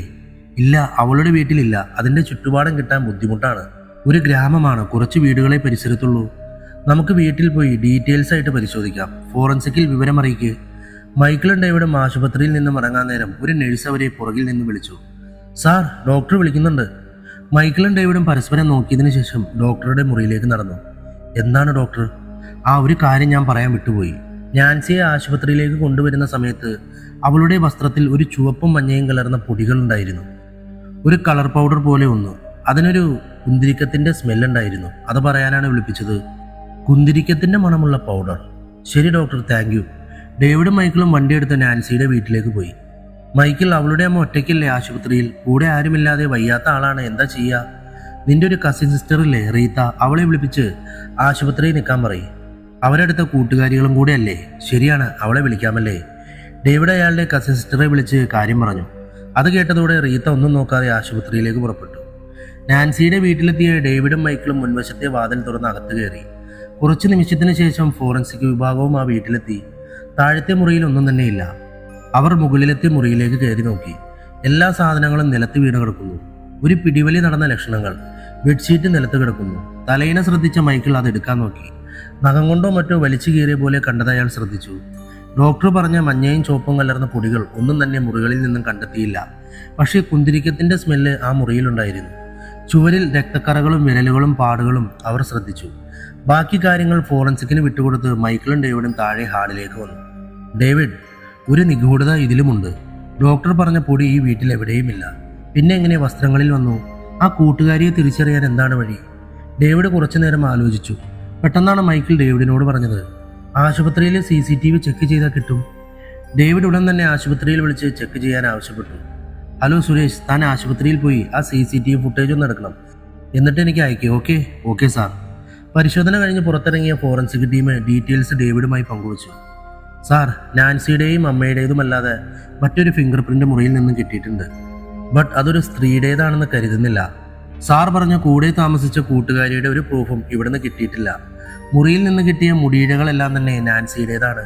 ഇനി കിട്ടാനുള്ളത് ബ്ലഡ് സാമ്പിൾസ് ആണ്. അതിൻ്റെ ഡീറ്റെയിൽസ് സാറിന് വൈകുന്നേരം തരാം. മറ്റൊന്ന്, മുറിയിൽ പൊട്ടിക്കിടന്ന സാറിൻ്റെയും വൈഫിൻ്റെയും ഫോട്ടോസ് ഈ ആക്രമണത്തിൽ അബദ്ധവശാൽ പൊട്ടിയതല്ല. ഡയറിയിൽ സൂക്ഷിച്ച നിങ്ങൾ രണ്ടുപേരുടെയും ഫോട്ടോസിൽ സാറിൻ്റെ ഫോട്ടോ കത്തികൊണ്ട് വികൃതമാക്കിയതും കണ്ടെത്തിയിട്ടുണ്ട്. കയ്യിലുണ്ടായിരുന്ന ഫോട്ടോസ് ഡേവിഡിനെ ഏൽപ്പിച്ച ശേഷം അവർ മടങ്ങി. തെളിവുകളെല്ലാം നശിപ്പിച്ചിട്ടാണ് കുറ്റകൃത്യങ്ങൾ സംഭവിക്കുന്നത്. ഈ സമയം ഡേവിഡിന്റെ വാട്സപ്പിൽ കുറച്ച് ഫോട്ടോസ് വന്നു. അതിനൊപ്പം സുരേഷിന്റെ കോളും. ആ സാറേ, ഫോട്ടോ അയച്ചിട്ടുണ്ട്. സ്ട്രെച്ചറിൽ കിടത്തിക്കൊണ്ട് പോകുമ്പോൾ ആ ഇടതുവശത്തുള്ളതാണ് ആ കൂട്ടുകാരി. കുറച്ചുകൂടെ ഫോട്ടോസ് കിട്ടിയതോടെ അവരുടെ രൂപം നല്ല വ്യക്തമായി കാണാൻ ഡേവിഡിനും മൈക്കിളിനും സാധിച്ചു. കാഴ്ചയിൽ 35-40 ഇടയിൽ പ്രായം തോന്നിക്കും. അത്യാവശ്യം നല്ല ഉയരവും നിറവുമുണ്ട്. ഒരു മോഡലിങ്ങിനെ പോലെ തോന്നിപ്പിക്കുന്ന രൂപഭംഗി. സുരേഷ്, ഇപ്പോൾ തന്നെ എറണാകുളത്തെ മുഴുവൻ ബ്യൂട്ടി പാർലറുകളിലും ഇവരെക്കുറിച്ച് അന്വേഷിക്കണം. വൈകരുത്, എത്രയും പെട്ടെന്ന് ഡീറ്റെയിൽസ് കിട്ടണം. ശരി സാർ. അവർ രണ്ടുപേരും വീണ്ടും ആശുപത്രിയിലെത്തി. അവിടെ റീത്തയും അവളുടെ അമ്മയും വന്നിരുന്നു. കുറച്ചു നേരം ഡേവിഡ് അവർക്കൊപ്പം ഇരുന്നു. ഡേവിഡേ, താനിവിടെ ആശുപത്രിയിൽ കാണൂലേ? എങ്കിൽ അമ്മ എൻ്റെ കൂടെ വീട്ടിലേക്ക് പോന്നോട്ടെ, വയ്യാത്തയല്ലേ? റീത്തയുടെ അമ്മ ഡേവിഡിനോട് പറഞ്ഞപ്പോൾ അയാളും അത് സമ്മതിച്ചു. ഇവിടെ റീത്ത നിന്നോളും. രാത്രി പ്രത്യേകിച്ച് ആരും വേണ്ട എന്നാണ് ഡോക്ടർ പറഞ്ഞത്. എന്നാലും റീത്ത നിൽക്കട്ടെ, ഞാൻ ചേച്ചിയെയും കൊണ്ട് വീട്ടിൽ പോയിക്കോളാം. ശരി ചേച്ചി, അമ്മ ഇവിടെ നിൽക്കണ്ട, വിഷമിക്കുകയും വേണ്ട, ഞങ്ങളൊക്കെ ഇവിടെയുണ്ട്. അമ്മ പറ്റില്ല എന്ന് പറയരുത്, വയ്യാത്തതല്ലേ. മരുന്ന് കഴിച്ചിട്ട് അമ്മ ഇന്ന് ഉറങ്ങൂ. രാവിലെ ഞാൻ വന്ന് കൂട്ടിക്കോളാം. നല്ല മഴ വരുന്നുണ്ട്, അധികം വൈകാതെ ഇറങ്ങിക്കോളൂ. വൈകുന്നേരം കഴിഞ്ഞാൽ പിന്നെ മഴയായിരിക്കും. അവർ പോയതിനു ശേഷം ഒരു 5 മണി കഴിഞ്ഞതോടെ പുറത്ത് നല്ല മഴ. ആ സമയം ഡേവിഡിന് സുരേഷിന്റെ കോള് വന്നു. സാറേ, ആ സ്ത്രീയെക്കുറിച്ച് ഡീറ്റെയിൽസ് കിട്ടി. സാറൊന്ന് കാക്കനാടുള്ള ഫ്ലാറ്റിൽ വരുമോ? ലൊക്കേഷൻ ഞാൻ സെൻഡ് ചെയ്യാം. ഓക്കെ, ഞങ്ങളിപ്പോൾ വരാം. റീത്ത, ഞങ്ങൾ പുറത്തു പോയിട്ട് വരാം. ശരി ഡേവിഡ്. അതിശക്തമായ മഴയെ വകവയ്ക്കാതെ അവരുടെ വാഹനം കാക്കനാടുള്ള ഫ്ലാറ്റ് ലക്ഷ്യമാക്കി പുറപ്പെട്ടു.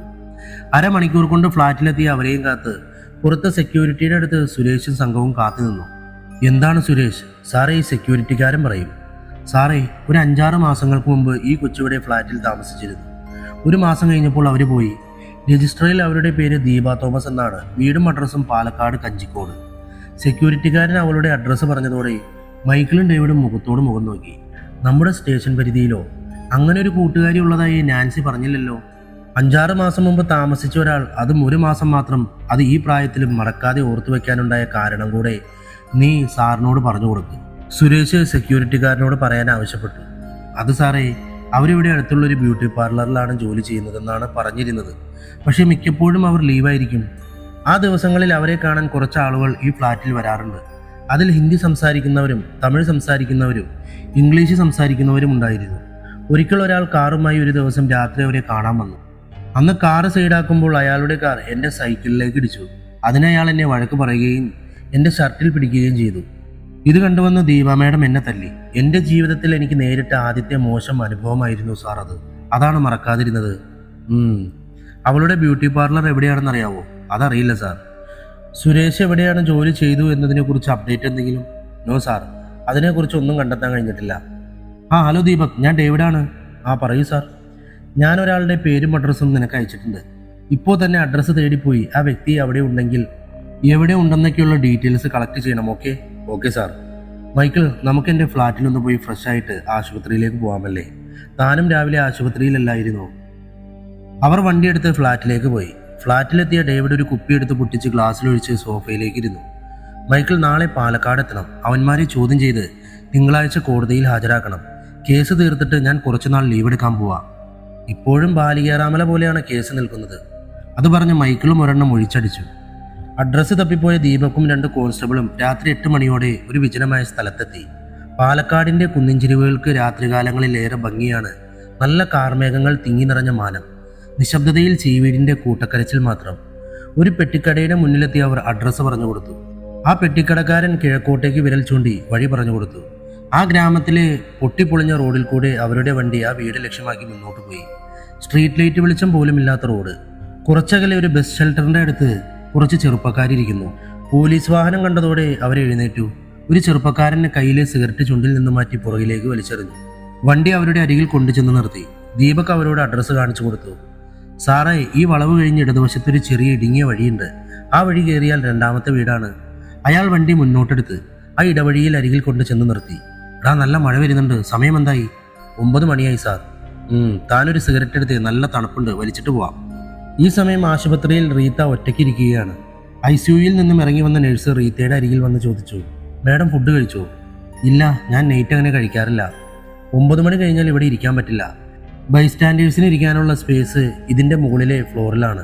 മാഡം അവിടെ ചെന്നിരുന്നോളൂ. എന്തേലും ആവശ്യമുണ്ടെങ്കിൽ ഞങ്ങൾ വിളിച്ചോളാം. നമ്പർ കൊടുത്തിട്ട് പോയിക്കോളൂ. ഓക്കെ. റീത്ത നമ്പർ കൊടുത്ത് ബാഗുമായി മുകളിലത്തെ ഫ്ലോറിലേക്ക് പോയി. അവൾ ഡേവിഡിനെ വിളിച്ചെങ്കിലും അയാൾ ഫോൺ എടുത്തില്ല. മുകളിൽ സ്ത്രീകൾ മാത്രമായിരുന്നു ഉണ്ടായിരുന്നത്. മറ്റുള്ള രോഗികൾക്ക് കൂട്ടിരിക്കാൻ വന്നവർ കുറച്ചു പേരെ ഉണ്ടായിരുന്നുവെങ്കിലും ചിലർ ഉറങ്ങുന്നു, ചിലർ ഫോണിൽ സംസാരിക്കുന്നു, മറ്റു ചിലർ തമ്മിൽ പരസ്പരം വിശേഷങ്ങൾ പങ്കുവയ്ക്കുന്നു. അപരിചിതർ പരിചയപ്പെടുന്നു. ആ ഫ്ലോറിൽ അധികം വെളിച്ചമില്ലായിരുന്നു. അതിൻ്റെ മറ്റൊരു വശത്ത് ഹോസ്റ്റലായിരുന്നു. കൂടുതൽ മുറികളും പൂട്ടിയിരിക്കുന്നു. റീത്ത ഫോണെടുത്ത് കുറച്ചകലെ അധികം വെളിച്ചമില്ലാത്ത ഒരിടത്തേക്ക് പോയിരുന്നു. ഫോണിൽ നോക്കിയിരിക്കുമ്പോഴാണ് അവളുടെ മുന്നിൽ കൂടെ ഒരു ഡെഡ് ബോഡിയുമായി 1-2 പേര് പോയത്. അവളൊന്ന് ഞെട്ടി. തല മുഴുവനും മൂടിപ്പൊതിച്ച ആ ഡെഡ് ബോഡിയുടെ തുണി കാറ്റിൽ അല്പം മാറി. മുഖത്തിന്റെ പകുതി മാത്രം അവൾ കണ്ടു. അവളൊന്ന് ഭയപ്പെട്ടു. മോർച്ചറി ഇവിടെ അടുത്താണോ? ഇനി ഈ ഡേവിഡ് എവിടെ പോയി കിടക്കുവാണ്? ഇനി അവൻ വന്നിട്ടും കാര്യമില്ല. ICUവിനരികിൽ നിൽക്കാനോ ഇരിക്കാനോ പറ്റില്ല. വിളിച്ചു പറഞ്ഞാലോ വരണ്ടാന്ന്. അവൻ വരുമ്പോൾ വരട്ടെ. റീത്ത സ്വയം എന്തൊക്കെയോ പറഞ്ഞ് ഫോണിൽ റീൽസ് കണ്ടുകൊണ്ടിരിക്കുന്നു. അതിശക്തമായ മഴയിൽ ആ ഫ്ലോർ അത്രയും നിശബ്ദമായിരുന്നു. കൂട്ടിരിപ്പുകാർ മിക്കവരും ഉറങ്ങിക്കാണും. അവൾ തിരിഞ്ഞു നോക്കി. ദൂരെ 2 പേർ തറയിൽ കിടക്കുന്നു. ഒറ്റയ്ക്കിരിക്കാൻ തുടങ്ങി അവളുടെ ഉള്ളിൽ ഒരു ഭയം ചെറുതായി വന്നു തുടങ്ങി. അവൾ എഴുന്നേറ്റ് തിരിഞ്ഞു നടന്നു. ബൈസ്റ്റാൻഡേഴ്സ് എല്ലാവരും ലൈറ്റൊക്കെ ഓഫ് ചെയ്ത് പലയിടത്തായി മൂടി പൊതച്ച് കിടക്കുന്നു. കുറച്ചു നേരം ആലോചിച്ച ശേഷം അവൾ വീണ്ടും വന്ന് ചെയറിലേക്ക് ഇരുന്നു. അപ്പോൾ ഒരു സ്ത്രീ ബാത്റൂമിൽ നിന്നും ഇറങ്ങി വരുമ്പോൾ അവളോട് പറഞ്ഞു, കിടക്കുന്നില്ലേ? രാവിലെ വരെ ഇരിക്കാൻ പോവാണോ? കൂടുതൽ ദൂരത്തൊന്നും പോയിരിക്കണ്ട കേട്ടോ, നല്ലതല്ല. ആ സ്ത്രീ റീത്തയോട് അതും പറഞ്ഞ് ചിരിച്ചുകൊണ്ട് ഇരുട്ടിലേക്ക് മറഞ്ഞുപോയി. അവൾ ദൂരെ ചെയറിൽ പോയിരുന്നു. തലയിൽ കൈവച്ച് അവൾ എപ്പോഴും മയങ്ങിപ്പോയി. നല്ല ഉറക്കത്തിലായിരുന്ന അവളുടെ തോളിൽ പുറകിൽ നിന്നും ആരോ തട്ടി വിളിച്ചു. അവൾ പെട്ടെന്ന് ഞെട്ടിയെഴുന്നേറ്റ് തിരിഞ്ഞു നോക്കി. വായിലധികം പല്ലില്ലാത്ത ഒരു മുഷിഞ്ഞ ഷർട്ടും അഴുക്ക് പിടിച്ച മുണ്ടും ഒരു കീറിയ തോർത്തുമുട്ടൊരു കിളവൻ ചിരിച്ചുകൊണ്ട് അവളോട് ചോദിച്ചു, കിടക്കാനുള്ള സ്ഥലം എവിടെയാ? നിങ്ങൾ രോഗിയുടെ കൂട്ടിരിക്കാൻ വന്നതാണോ? അതെ, വീട്ടിൽ നിന്നും വരാൻ വൈകി. ഭാര്യ താഴെ കിടക്കുന്നുണ്ട്. ഹലോ, ഇവിടെ സ്ത്രീകൾ മാത്രമേ ഉള്ളൂ. പുരുഷന്മാർ ഇതിൻ്റെ മുകളിലാണ്. ഞാൻ അവിടെ പോയിരുന്നു. അവിടെ തറയിലാണ് എല്ലാവരും കിടന്നത്. എനിക്ക് തറയിൽ കിടക്കാൻ പറ്റിയില്ല. ഇവിടെ എവിടെ കിടക്കാനാണ്? ഇവിടെ സ്ത്രീകൾ കിടക്കുകയാണ്. അവിടെ ചെയർ ഒഴിഞ്ഞിരിപ്പുണ്ട്. വേണേൽ അവിടെ പോയി കിടന്നോളൂ. അവിടെ കിടന്നാൽ പറ്റില്ല. അവിടെ കിടന്നാൽ സെക്യൂരിറ്റിയോ മറ്റോ കാണും. കൊച്ചിരുന്ന ഈ ചെയർ ഇരുട്ടത്തും ഇത്തിരി മാറിയതുമായതുകൊണ്ട് ആരും കാണില്ല. അയാൾ റീത്തയുടെ അരികിലേക്ക് ചിരിച്ചുകൊണ്ട് ഒന്നുകൂടെ അടുത്ത് വന്നതിന് ശേഷം അവളോട് വീണ്ടും പറഞ്ഞു, നമുക്ക് 2 ആൾക്കും ഒരുമിച്ച് ഇവിടെ കിടക്കാം. ഞാൻ നല്ല കഥ പറഞ്ഞു തരാം. മടിയിൽ കിടന്ന ആ കഥകൾ കേട്ട് മോൾക്ക് സുഖമായി ഉറങ്ങാം. അത് കേട്ടതോടെ ദേഷ്യം വന്ന റീത്ത അലറിക്കൊണ്ട് പറഞ്ഞു, ഞാനിപ്പോൾ സെക്യൂരിറ്റിയെ വിളിക്കും. പോവാൻ. ആ കിളവൻ അവളുടെ അടുത്തേക്ക് മെല്ലെ നീങ്ങി വന്ന് ഒന്ന് ശ്വാസം വലിച്ചു കയറ്റിയ ശേഷം നല്ല മണമെന്ന് പറഞ്ഞ് പൊട്ടിച്ചിരിച്ചുകൊണ്ട് ഇരുട്ടിലേക്ക് വേഗത്തിൽ നടന്നുപോയി. റീത്തയാകെ വിഷമത്തിലായി. അവൾ ഡേവിഡിനെ വിളിച്ചു നോക്കി. മഴ കാരണം നെറ്റ്വർക്ക് കിട്ടുന്നില്ലായിരുന്നു. കുറേ നേരം അങ്ങോട്ടും ഇങ്ങോട്ടും നടന്ന ശേഷം അവൾ ആ ചെയറിൽ തന്നെ വന്നിരുന്നു. അവിടെ ഇരുന്നാൽ ശരിയാവില്ല എന്ന് മനസ്സിലാക്കിയ അവൾ മറ്റുള്ളവർ കിടന്നിരുന്ന സ്ഥലത്തേക്ക് നടന്നു. എല്ലാവരും മൂടി പൊതച്ച് തറയിൽ കിടക്കുന്നു. അവൾ ഒരു സ്ത്രീ മാത്രം കിടന്നിടത്ത് കുറച്ചു മാറി കയ്യിലെ ഷോൾ നിലത്ത് വിരിച്ച് അവിടെ ഇരുന്നു. ഫോണിന്റെ ബ്രൈറ്റ്നസ് കുറച്ച് അവൾ ഹെഡ്ഫോൺ വെച്ച് എന്തോ വീഡിയോ കണ്ടിരുന്നു. പെട്ടെന്നാണ് അവളുടെ മുഖത്തിന്റെ അരികിൽ ഒരാൾ വന്ന് നിന്നത്. ചിരിക്കുന്ന പോലെ തോന്നിയ അവൾ ഹെഡ്ഫോൺ വലിച്ച് താഴേക്കിട്ട് ഫോൺ തിരിച്ചു പിടിച്ചു നോക്കി. നേരത്തെ ബാത്റൂമിൽ നിന്നും ഇറങ്ങി വന്ന ആ സ്ത്രീ കിടന്ന സ്ഥലത്ത് നിന്നും ആ പുതപ്പിനാലെ തന്നെ അവളുടെ അരികിൽ വന്ന് ചിരിച്ചു നിൽക്കുന്നു. ആ സ്ത്രീ പതുക്കെ പതിഞ്ഞ സ്വരത്തിൽ അവളോട് പറഞ്ഞു, അവിടെ നിൽക്കണ്ടെന്ന് ഞാൻ പറഞ്ഞതല്ലേ, ആ കിളവൻ എന്തേലും ചെയ്തോ? ഇല്ല, ഒന്നും ചെയ്തില്ല. ഞാൻ ബഹളം വെച്ചപ്പോൾ അയാൾ ഓടിപ്പോയി. ഇവിടെയും ഒറ്റയ്ക്ക് കിടക്കണ്ട, ചിലപ്പോൾ അയാൾ വന്ന് അറിയാതെ അടുത്ത് വന്ന് കിടക്കും. വേണേൽ എൻ്റെ അടുത്ത് വന്ന് കിടന്നോളൂ, അവിടെ പായിൽ കിടക്കാം. എൻ്റെ അടുത്ത് പുതച്ചു കിടന്നാൽ ആരും ഒന്നും ചെയ്യില്ല. ആ സ്ത്രീയുടെ സംസാരം റീത്തയിൽ ഒരു പേടിയുണ്ടാക്കി. ആ സ്ത്രീ ചിരിച്ചുകൊണ്ട് അവളുടെ കയ്യിൽ കയറി പിടിച്ചു വലിച്ച്, വാ കിടക്കാൻ പോരെ. അവൾ കൈ തട്ടിമാറ്റി ഷോളെടുത്ത് തോളത്തിട്ട്, എന്തൊരു ശല്യം ശേ എന്ന് പറഞ്ഞ് അവൾ നടന്ന് നേരത്തെ ഇരുന്ന ചെയറിൽ പോയിരുന്നു. കുറച്ചു സമയത്തിന് ശേഷം അവൾ മെല്ലെ നടന്ന് നേരത്തെ കിടന്നെടുത്ത് പോയി നോക്കി. ആ സ്ത്രീയെ കാണുന്നില്ല. അഡ്രസ്സ് തപ്പിപ്പോയ ദീപക്കും കോൺസ്റ്റബിളും മഴ മാറിയപ്പോൾ വണ്ടിയിൽ നിന്നും ഇറങ്ങി ആ ഇടവഴിയിൽ കൂടി ദീപയുടെ വീട്ടിലേക്ക് നടന്നു. കോളിംഗ് ബെല്ലടിച്ചു. ഇവിടെ ആരുമില്ലേ? വാതിൽ തുറന്ന് പുറത്തേക്ക് വന്നത് ഒരു സ്ത്രീയും ഒരു പ്രായം ചെന്ന വൃദ്ധനുമായിരുന്നു. എന്താ സാറേ ഈ സമയത്ത്? ഇതല്ലേ കൊച്ചിയിൽ ബ്യൂട്ടി പാർലറിൽ ജോലി ചെയ്യുന്ന ദീപയുടെ വീട്? അതെ സാറേ, എന്താ? അവളെ ഒന്ന് വിളിക്ക്. സാറേ, അവളെ വിളിക്കാൻ. എന്താ അവൾ ഇവിടെ ഇല്ലേ? സാറേ, എൻ്റെ മോൾ മരിച്ചിട്ട് 6 മാസമായി. പാതിരാത്രി എപ്പോഴും മയക്കത്തിലായിരുന്ന റീത്തയുടെ തോളിൽ ആരോ ഇരുട്ടിൽ കൈവച്ചു. റീത്ത, എഴുന്നേൽക്ക്, ഞാൻ ദീപയാണ്, എഴുന്നേൽക്ക്. Palakkad Kanjikode police station. സമയം രാത്രി 10 മണി. അതിശക്തമായ മഴയുള്ള രാത്രി സെൽവനെയും ബെഞ്ചമിനെയും ചോദ്യം ചെയ്തുകൊണ്ടിരിക്കുന്ന സമയം. ഡേവിഡ് ആവശ്യപ്പെട്ടതനുസരിച്ച് DYSP ചന്ദ്രചൂഡൻ കഞ്ചിക്കോട് സ്റ്റേഷനിൽ എത്തിയിരുന്നു. അദ്ദേഹത്തിന്റെ ചോദ്യം ചെയ്യലിന്റെ സ്വഭാവം ഇത്തിരി കാഠിന്യമേറിയതായിരുന്നു. പുറത്ത് നല്ല മഴയുള്ള രാത്രിയായതിനാൽ സ്റ്റേഷനിലെ ബഹളം പുറത്ത് കേൾക്കുന്നുണ്ടായിരുന്നില്ല. അദ്ദേഹത്തിന്റെ ചോദ്യം ചെയ്യലിന്റെ തുടക്കത്തിൽ തന്നെ നവവധു വീണയെ പീഡിപ്പിച്ചു കൊലപ്പെടുത്തിയത് സെൽവനാണെന്ന് അയാൾ കുറ്റസമ്മതം നടത്തി. അയാളുടെ മൊഴിയിൽ സംഭവം നടന്ന സ്ഥലവും സമയവും കൊലപാതകം ചെയ്ത രീതിയും എല്ലാം വളരെ ശരിയായി തന്നെ ചന്ദ്രചൂഡന് തോന്നി. കൊലപാതകം നടന്നു എന്ന് പറയുന്ന ദിവസത്തിൽ സെൽവന്റെ മൊബൈലിന്റെ ടവർ ലൊക്കേഷനും ശ്രീജിത്തിന്റെ വീട്ടുപരിസരത്തായത് ഒരു നിർണായക തെളിവായി. സെൽവൻ, അപ്പോൾ നീയും ബെഞ്ചമിനും തമ്മിൽ എന്താണ് ബന്ധം? ബെഞ്ചമിൻ സാർ അയാളുടെ മകന്റെ കൂടെ മുൻപ് ആ വീട്ടിൽ താമസമാക്കിയത് മുതൽ അദ്ദേഹത്തെ എനിക്കറിയാം. ഓക്കെ, അയാളുടെ മകന്റെ ഭാര്യ എന്തോ കണ്ട് പേടിച്ച് ആത്മഹത്യ ചെയ്തു എന്ന് പറഞ്ഞു. അന്ന് രാത്രി അവളുടെ ബോഡിയും കൊണ്ടുപോയ ബെഞ്ചമിനെ പിന്നീട് ഡേവിഡ് കാണുമ്പോൾ കൂടെ ആ മകന്റെ ഭാര്യയും ഉണ്ടായിരുന്നു. അതിനെക്കുറിച്ച് സെൽവൻ എന്തായിരുന്നു അറിയാവുന്നത്? സാറേ, ആ സ്ത്രീ മരിച്ചിട്ടില്ലായിരുന്നു. അങ്ങനെ ഒരു നാടകം കളിക്കാനുണ്ടായ കാരണം ആ വീടും സ്ഥലവും ചുളിവിൽ സ്വന്തമാക്കാനുള്ള ബെഞ്ചമിൻ സാറിന്റെ നാടകമായിരുന്നു. അതിനുവേണ്ടിയാണ് ആ വീട്ടിൽ പ്രേതബാധയുണ്ടെന്നും ദുർമരണങ്ങൾ സംഭവിക്കുന്ന വീടാണെന്നും വരുത്തി തീർത്തത്. അങ്ങനെ അവർ വീട് ഒഴിഞ്ഞു പോയപ്പോൾ ആ വീട്ടിൽ ആരും താമസിക്കാതെയായി. ബെഞ്ചമിൻ സാറിന്റെ കൂടെയുള്ള ചോവനും കൂട്ടരും കാടിറങ്ങി വന്ന് ആ വീട്ടുപറമ്പിലെ മരത്തിലൊക്കെ കയറി രാത്രികാലങ്ങളിൽ അപശബ്ദങ്ങൾ ഉണ്ടാക്കുന്നത് പതിവായിരുന്നു. അങ്ങനെ ആ വീട്ടിൽ ആരും താമസിക്കാൻ വരാതായതോടെ വീടിന്റെ സ്ഥലത്തിന്റെയും വില ഇടിഞ്ഞു.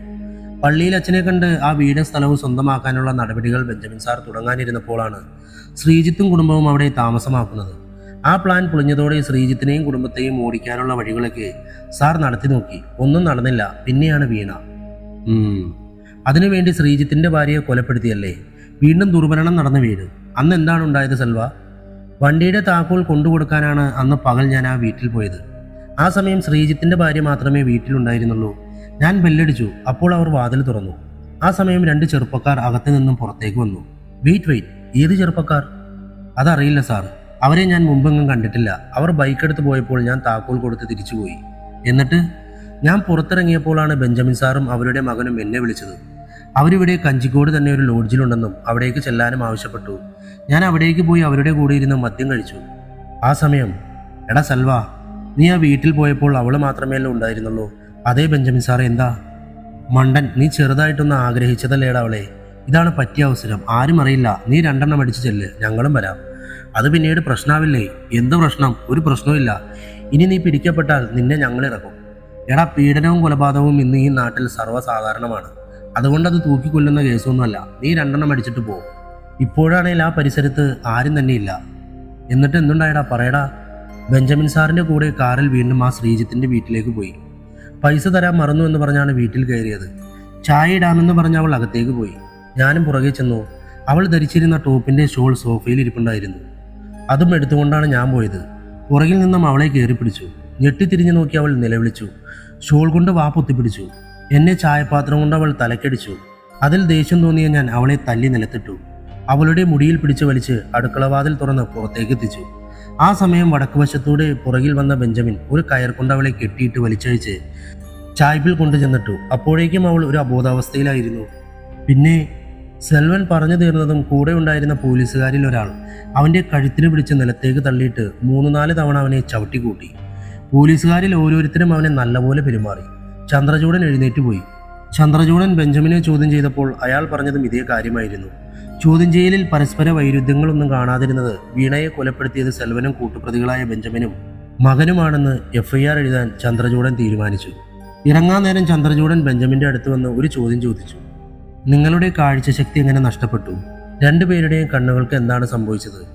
അത് ഇടുക്കി കാടിനടുത്തുള്ള നമ്മുടെ എസ്റ്റേറ്റ് ബംഗ്ലാവിൽ നിന്നും ഒരു രാത്രി അജ്ഞാതമായ പാറ്റ നിറയെ വീടിൻ്റെ അകത്തേക്ക് കയറി വന്നു. അന്ന് മഴയുടെ രാത്രിയായിരുന്നു, കറണ്ടുമില്ലായിരുന്നു. മെഴുകുതിരി കത്തിച്ചു വച്ചപ്പോൾ അതിൻ്റെ വെളിച്ചത്തിൽ ഒരു അജ്ഞാത പ്രാണികൾ വന്ന് കണ്ണിലേക്ക് ഇരച്ചു കയറി. അങ്ങനെ കണ്ണിൽ നിന്നും ബ്ലഡ് വന്നു. ആശുപത്രിയിൽ കാണിച്ചു. അന്ന് അവർ നമുക്ക് മരുന്ന് കുറിച്ച് തന്നു. പതിയെ പതിയെ കാഴ്ച മങ്ങുവാൻ തുടങ്ങി സാറേ. കാഴ്ച ഇപ്പോൾ ഒരു മങ്ങൽ മാത്രമാണ്. എന്നെ സംരക്ഷിക്കാൻ കഴിയാത്ത എൻ്റെ കണ്ണിനെ ഞാൻ എൻ്റെ ആയുധങ്ങൾ കൊണ്ട് വികൃതമാക്കി സാറേ. വികൃതമാക്കി. ഇപ്പോൾ അകക്കണ്ണിൽ എനിക്ക് പലതും കാണാം സാറേ, പലതും. എൻ്റെ കണ്ണിനെ എനിക്ക് വെറുപ്പാണ്. പക്ഷേ എൻ്റെ അകക്കണ്ണ് എന്നെ ഒരു രാജാവായി കാണിച്ചു തന്നു. സുന്ദരികളായ നർത്തകിമാർ ഓരോ ദിവസവും എൻ്റെ കൺമുന്നിൽ നൃത്തമാടും. അവരെ ഓരോരുത്തരും എനിക്കൊപ്പം കിടക്ക പങ്കിടും. അകക്കണ്ണിലെ സ്വർഗത്തിൽ ഞാൻ ഒരു നിത്യയൗവനമാണ് സാറേ. ഞാൻ ചിലപ്പോൾ ആ ലോകത്ത് അസുരനുമാവാറുണ്ട്. മനുഷ്യരുടെ രക്തം കുടിക്കുന്ന അസുരൻ. മനോനില തെറ്റിയ കണ്ണുപൊട്ടൻ ഇളിച്ചുകൊണ്ട് ചന്ദ്രചൂഡൻ്റെ അടുത്ത് വന്നും പിച്ചിയും വേയം പറഞ്ഞു.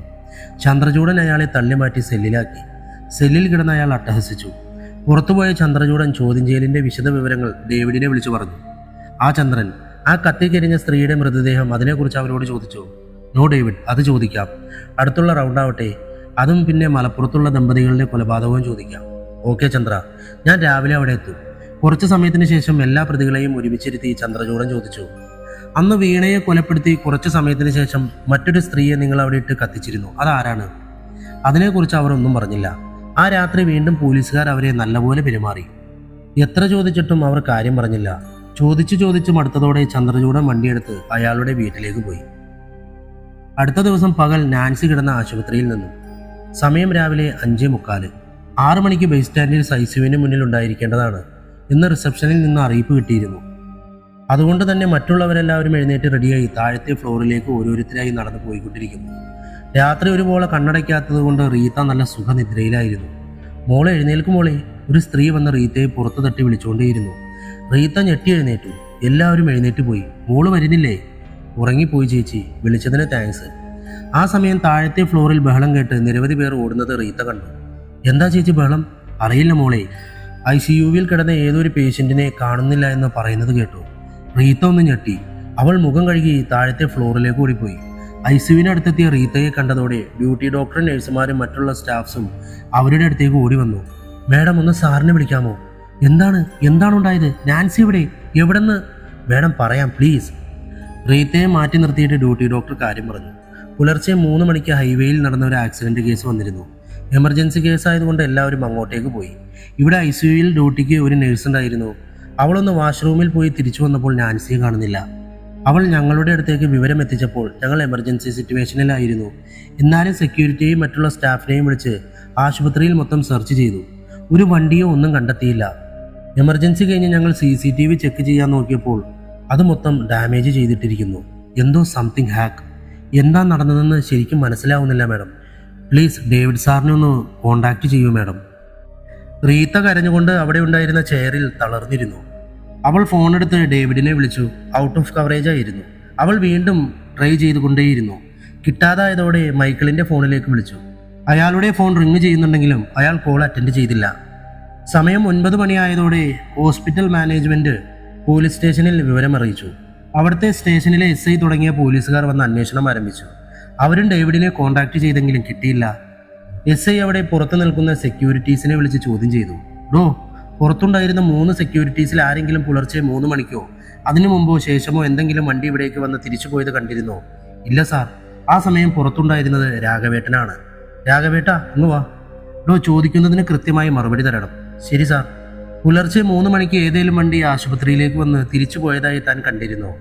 പുലർച്ചെ 3 മണിക്കെന്ന് പറയുമ്പോൾ നല്ല മഴയുള്ള സമയമായിരുന്നു സാറേ. അതിൽ 108 ആംബുലൻസ് ഒന്ന് വന്നിരുന്നു. അത് നെഞ്ചുവേദന വന്ന പ്രായം ചെന്നൊരു വൃദ്ധനെ കൊണ്ടുവന്ന ഒരു ആംബുലൻസ് ആയിരുന്നു. അത് മാത്രമേ ഉള്ളൂ. അവരെ ഉള്ളിലേക്ക് കൊണ്ടുപോയിരുന്നു സാറേ.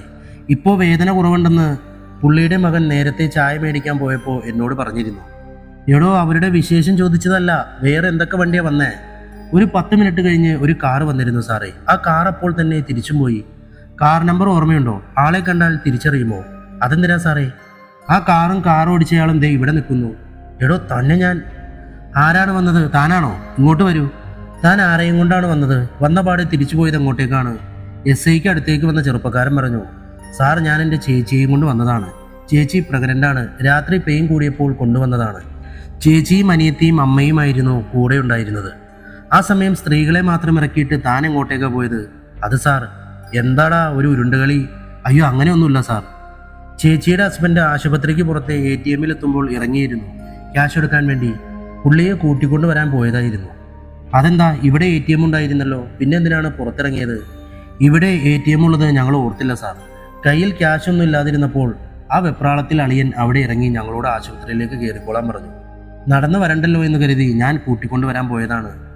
അങ്ങോട്ട് മാറി നിൽക്ക്. അപ്പോൾ വേറെ ആരും ആ ടൈമിൽ വന്നില്ല അല്ലേ?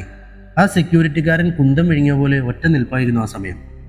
SI വീണ്ടും ICUയിലേക്ക് പോകാനൊരുങ്ങവേ രാഘവൻ വീണ്ടും പറഞ്ഞു. സാറേ, ആ സമയം ഒരു ആംബുലൻസ് കൂടി വന്നിരുന്നു. അതിപ്പോഴാണ് ഓർമ്മ വന്നത്. അല്ല, അതത്ര കാര്യമുള്ള കേസല്ലായിരുന്നു. അതാണ് പറയാതിരുന്നത്. കാര്യമുണ്ടോ ഇല്ലയോ എന്ന് താനാണോ തീരുമാനിക്കുന്നത്? അല്ല സാർ, അതൊരു പെൺകുട്ടി കാൽമുട്ടിന് വേദന വന്നിട്ട് കൊണ്ടുവന്നതായിരുന്നു. എന്നിട്ടെന്താവാൻ? 4 പേര് സ്ട്രക്ചറിൽ കിടത്തിക്കൊണ്ടു പോകുന്നത് കണ്ടു. ഒരു 10 മിനിറ്റ് കൊണ്ട് തിരിച്ച് ആംബുലൻസിൽ കയറ്റി കൊണ്ടുപോകുന്നതും കണ്ടു. ഓ മൈ ഗോഡ്, താൻ അന്വേഷിച്ചില്ലേ തിരിച്ചു കൊണ്ടുപോകുമ്പോൾ? ചോദിച്ചു സാറേ. ആ സമയം ഇവിടെ ആക്സിഡന്റ് കേസ് വന്നുകൊണ്ട് ഡോക്ടർ ഫ്രീ അല്ല, അതുകൊണ്ട് അടുത്തുള്ള മറ്റൊരു ആശുപത്രിയിലേക്ക് കൊണ്ടുപോയിക്കൂ എന്ന് പറഞ്ഞതുകൊണ്ട് തിരിച്ചു പോകുന്നതാണെന്നാണ് സാറേ പറഞ്ഞേ. പാവങ്ങൾ. തന്നെയൊക്കെ എന്തിനു കൊള്ളാം. കിടത്തിക്കൊണ്ടുപോയതും തിരിച്ചു കൊണ്ടുപോയതും ഒരാളാണോടോ? അതെന്തിനാ സാറേ നമ്മൾ നോക്കുന്നത്? കിടത്തിക്കൊണ്ടു പോകുമ്പോൾ നോക്കിയിരുന്നു, തിരിച്ചു പോകുമ്പോൾ അവർ പെട്ടെന്ന് തന്നെ ആംബുലൻസിൽ കയറ്റി. സാറ് പേടിക്കണ്ട, അതറിയാനാണെങ്കിൽ തൊട്ടടുത്തുള്ള ആശുപത്രിയിൽ പോയി നോക്കാം. അങ്ങോട്ട് കൊണ്ടുപോയിട്ടുണ്ടാവും.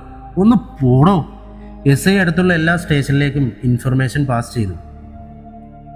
സമയം 10 മണി. പാലക്കാട് കോടതി പരിസരം. ഡേവിഡും മൈക്കിളും സ്റ്റേഷനിൽ നിന്നും ചന്ദ്രചൂഡന്റെ വണ്ടിയിൽ കോടതിയിലേക്ക് പുറപ്പെട്ടു. ഡേവിഡ് വന്നില്ലായിരുന്നെങ്കിൽ അവന്മാർ മറ്റുള്ള സത്യങ്ങൾ പറയില്ലായിരുന്നു. ഇതെല്ലാ കുറ്റവും സമ്മതിച്ച് ഇന്ന് തന്നെ കോടതിയിൽ ഹാജരാക്കാൻ സാധിച്ചല്ലോ. എന്നാലും ചില കാര്യങ്ങൾ പരസ്പര വൈരുദ്ധ്യങ്ങൾ ഉള്ള പോലെ എനിക്ക് തോന്നി. മൈക്കിൾ അത് പറഞ്ഞപ്പോൾ ചന്ദ്രചൂഡൻ ഡേവിഡിനെ നോക്കി പറഞ്ഞു. കേട്ടോ ഡേവിഡ്, ഇങ്ങേരെ മുന്നേ എനിക്കറിയാം. ഏത് കോംപ്ലിക്കേറ്റഡ് കേസ് വന്നാലും മൈക്കിളിന്റെ ഇതേപോലത്തെ സംശയങ്ങൾ തീരില്ല. ചന്ദ്രചൂഡനും ഡേവിഡും ചിരിച്ചു. ഇവരുടെ കൂട്ടത്തിൽ അവസാനം കൂടിയ സുദേവൻ ഇവരുമായി വണ്ടിക്കച്ചവടവും സ്ഥലക്കച്ചവടവും തുടങ്ങി. അങ്ങനെ ഒരു ദിവസം വെള്ളമടി പാർട്ടിയിലാണ് വീണയെ കൊലപ്പെടുത്തിയതും ആ ആദിവാസി സ്ത്രീയെ ആ മുറ്റത്ത് കൊണ്ടുചെന്നിട്ട് കത്തിച്ച് പോലീസിനെ കുഴപ്പിക്കാനുള്ള തന്ത്രമൊക്കെ സെൽവൻ പറഞ്ഞത്.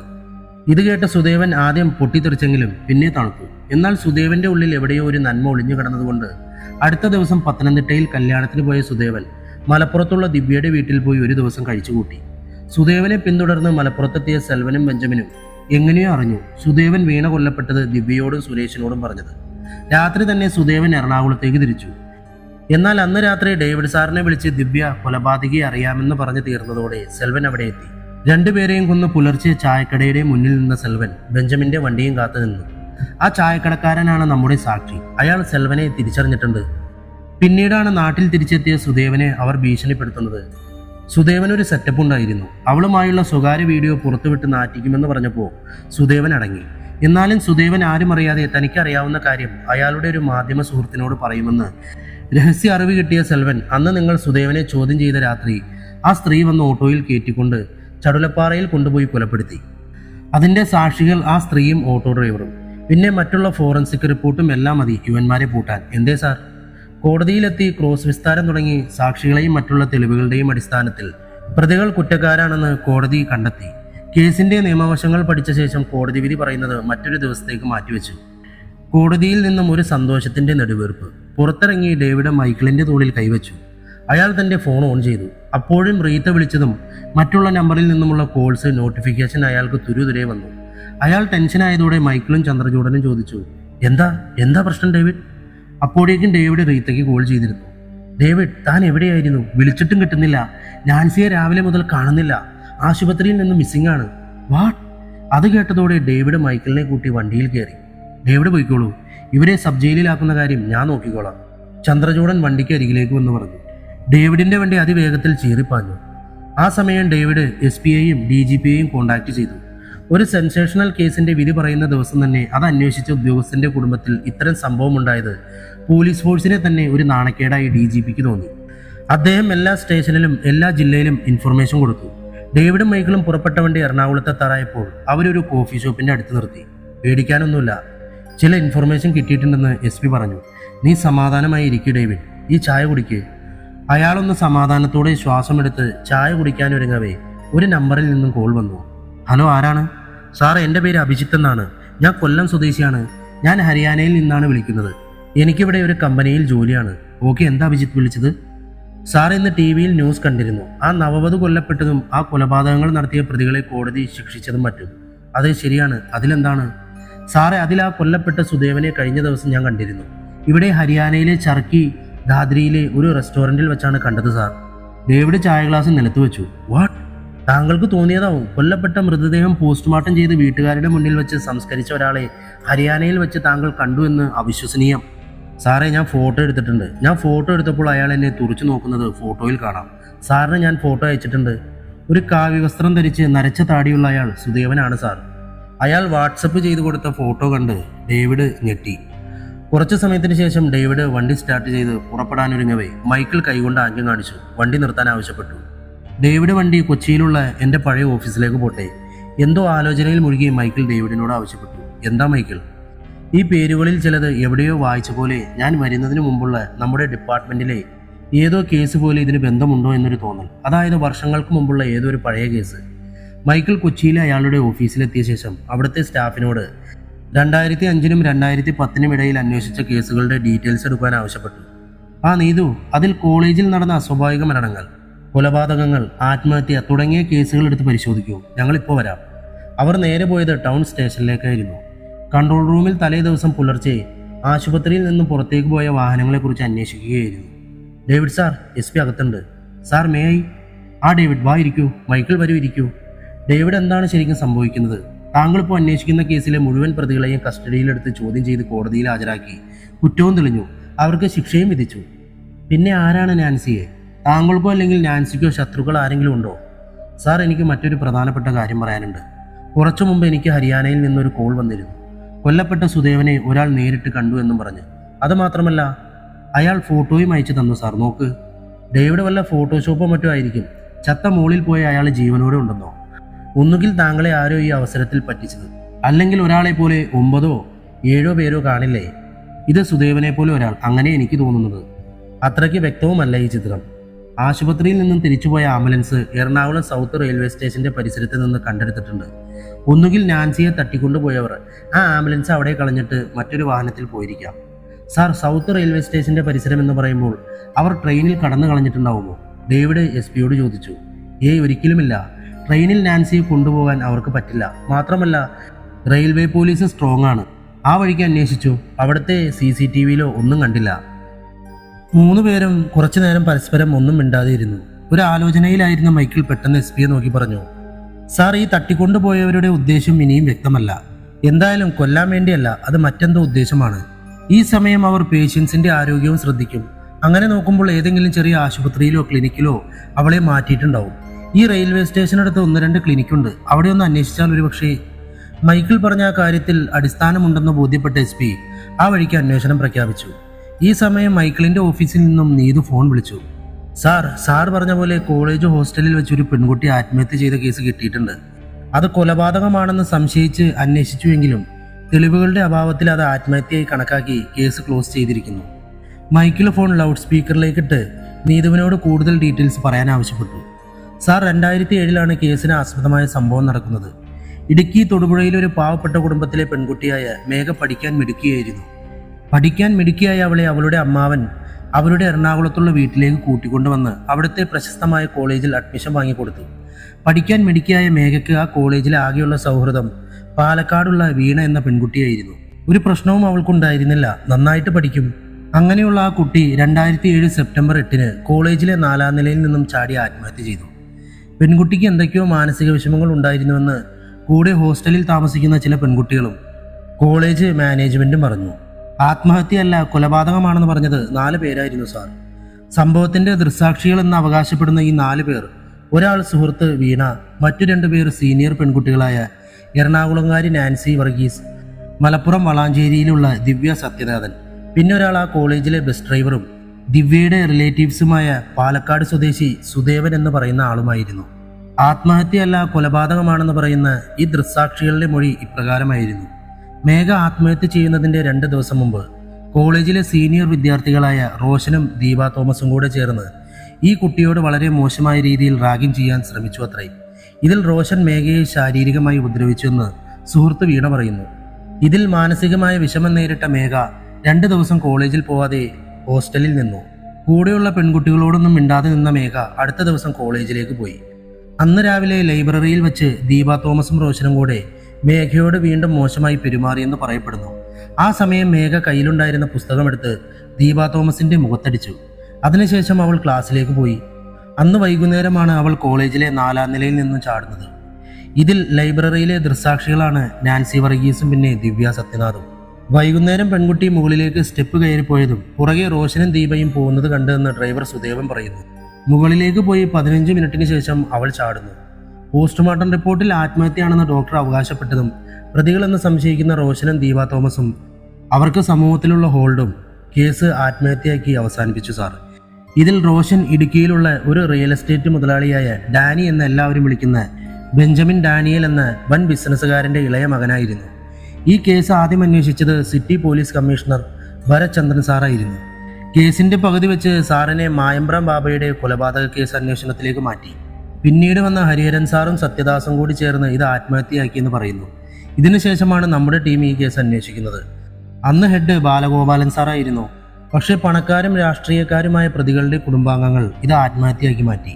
ഇതിൽ ബാലഗോപാലൻ സാറിന് വലിയ നിരാശയുണ്ടായിരുന്നു. സാറിൻ്റെ എതിരെയും ഭീഷണി ഉണ്ടായിരുന്നു. സാറിൻ്റെ കൂടെ ഞങ്ങളും ഉണ്ടായിരുന്നത് കൊണ്ടാണ് ഇത്രയും ഡീറ്റെയിൽസ് പറയാൻ കഴിഞ്ഞത് Michael sir. Thank you Neethu, good job sir. മറ്റൊരു കാര്യം, ഒരു 4 വർഷം മുമ്പ് റോഷനെ ഇടുക്കിയിൽ വെച്ചൊരാൾ വെട്ടിക്കൊലപ്പെടുത്തി. കൊലപ്പെടുത്തിയ പ്രതി ഇടുക്കിയിലെ തന്നെ ഭാസ്കരൻ എന്നൊരാളായിരുന്നു, അതായത് കൊല്ലപ്പെട്ട മേഘയുടെ അച്ഛൻ. അയാളെ പോലീസ് അറസ്റ്റ് ചെയ്തു. ഇപ്പോൾ പൂജപ്പുര സെൻട്രൽ ജയിലിലാണ്. റോഷനെ കുറിച്ചുള്ള ഡീറ്റെയിൽസ് കൊടുത്തത് പഴയ കൂട്ടുകാരി വീണയാണെന്ന് പറയപ്പെട്ടെങ്കിലും തെളിവുകളില്ലാത്തതിനാൽ വീണയെ ചോദ്യം ചെയ്തിരുന്നില്ല. മകൻ നഷ്ടപ്പെട്ട ഡാനി എന്ന ബെഞ്ചമിൻ ഡാനിയൽ തൊടുപുഴയിലെ മേഘയുടെ വീട് തല്ലിപ്പൊളിച്ച് കത്തിച്ചു കളഞ്ഞു. ഓക്കെ നീതു, SP സാറിനും ഡേവിഡിനും ഇനി കൂടുതൽ എന്തെങ്കിലും കേൾക്കണോ? ആ കേസിലെ ദൃക്സാക്ഷികളാണ് ഇന്ന് നീ അന്വേഷിക്കുന്ന കൊല്ലപ്പെട്ട നവവധു വീണ, മറ്റൊരാൾ മലപ്പുറത്ത് കൊല്ലപ്പെട്ട ദമ്പതിമാരിൽ ഒരാളായ ദിവ്യ, മറ്റൊരു സാക്ഷി നാൻസി വർഗീസ്, നിന്റെ ഭാര്യ നാൻസി. ഡ്രൈവർ സുദേവനാണ് ഈ സുദേവൻ. അയാളെന്ന് കാശ് വാങ്ങി മൊഴി മാറ്റി പറഞ്ഞ് അന്ന് തൊട്ട് അയാൾ ഈ ബെഞ്ചമിൻ്റെ കയ്യാളാണ്. അതിൽ സാക്ഷികളായ എല്ലാവരും കൊല്ലപ്പെട്ടു, നാൻസി ഒഴിച്ച്. ബട്ട് മൈക്കിൾ, പിന്നെന്തുകൊണ്ട് നാൻസി ഈ വീണയെ തിരിച്ചറിഞ്ഞില്ല? എങ്ങനെ തിരിച്ചറിയാൻ? അതിന് നാൻസി സീനിയർ ആയിരുന്നില്ലേ? അതേപോലെ ദിവ്യയും. ഇവരൊന്നും തമ്മിൽ പരസ്പര ബന്ധമില്ലായിരുന്നു. ലൈബ്രറിയിൽ വെച്ച് റോഷനും ദീപയും മേഘയോട് മോശമായി പെരുമാറിയ ദൃക്സാക്ഷികൾ മാത്രമാണ് അവർ 2 പേരും. പിന്നെ ഇത് കഴിഞ്ഞ് 14 വർഷമായില്ലേ? മറന്നുപോയി കാണും. അപ്പോൾ അന്ന് നാൻസിയുടെ കൂട്ടുകാരി ദീപ ആ പഴയ ദീപയാണല്ലേ? അങ്ങനെ ഒരാളെ നാൻസി എന്തിനു വീണ്ടും? ഒന്നും അറിയില്ല. സി മൈക്കിൾ, ഈ ദീപ തോമസ് അസൽ ഫ്രോഡാണ്. ഞങ്ങളുടെ അന്വേഷണത്തിൽ ഇവൾക്ക് കഞ്ചാവ്, കള്ളക്കടത്ത് തുടങ്ങിയ ചില കേസുകൾ ഉണ്ടായിരുന്നു. അതൊക്കെ പക്ഷേ ഒതുക്കി തീർത്തു. പിന്നെ ആൾമാറാട്ടം, അന്ന് അവളുടെ വീട്ടിൽ പോയി അവൾ മരിച്ചു എന്നല്ലേ പറഞ്ഞത്? അത് അവളുടെ അമ്മയോ അവളുടെ വീടോ ഒന്നുമല്ല. പിന്നെ ബെഞ്ചമിനുമായി എന്തൊക്കെയോ ബിസിനസ് അവൾക്കുണ്ടായിരുന്നു. പഴയ സൗഹൃദം കാണിച്ച് നാൻസിയെ വകവരുത്താൻ വീട്ടിൽ വന്നതായിരിക്കും അവൾ, ഉറപ്പാണ്. അല്ലെങ്കിൽ മറ്റെന്തോ കാര്യം ഇതിനിടയിൽ നടന്നിരിക്കും. മൈക്കിളും ഡേവിഡും ഉടൻ തന്നെ വണ്ടിയെടുത്തു പോയത് സബ് ജയിലിലേക്കായിരുന്നു. അവിടെ ബെഞ്ചമിനെയും സെൽവനെയും വിളിച്ചു വരുത്തി സുദേവന്റെ കാര്യം ഡേവിഡ് ചോദിച്ചു. ബെഞ്ചമിൻ, ഞാനെല്ലാം അറിഞ്ഞിട്ടാണ് വരുന്നത്. നിങ്ങൾക്ക് ശിക്ഷ എന്തായാലും ഉറപ്പാണ്. എനിക്ക് അവസാനമായി അറിയേണ്ടത് നാൻസി എവിടെ?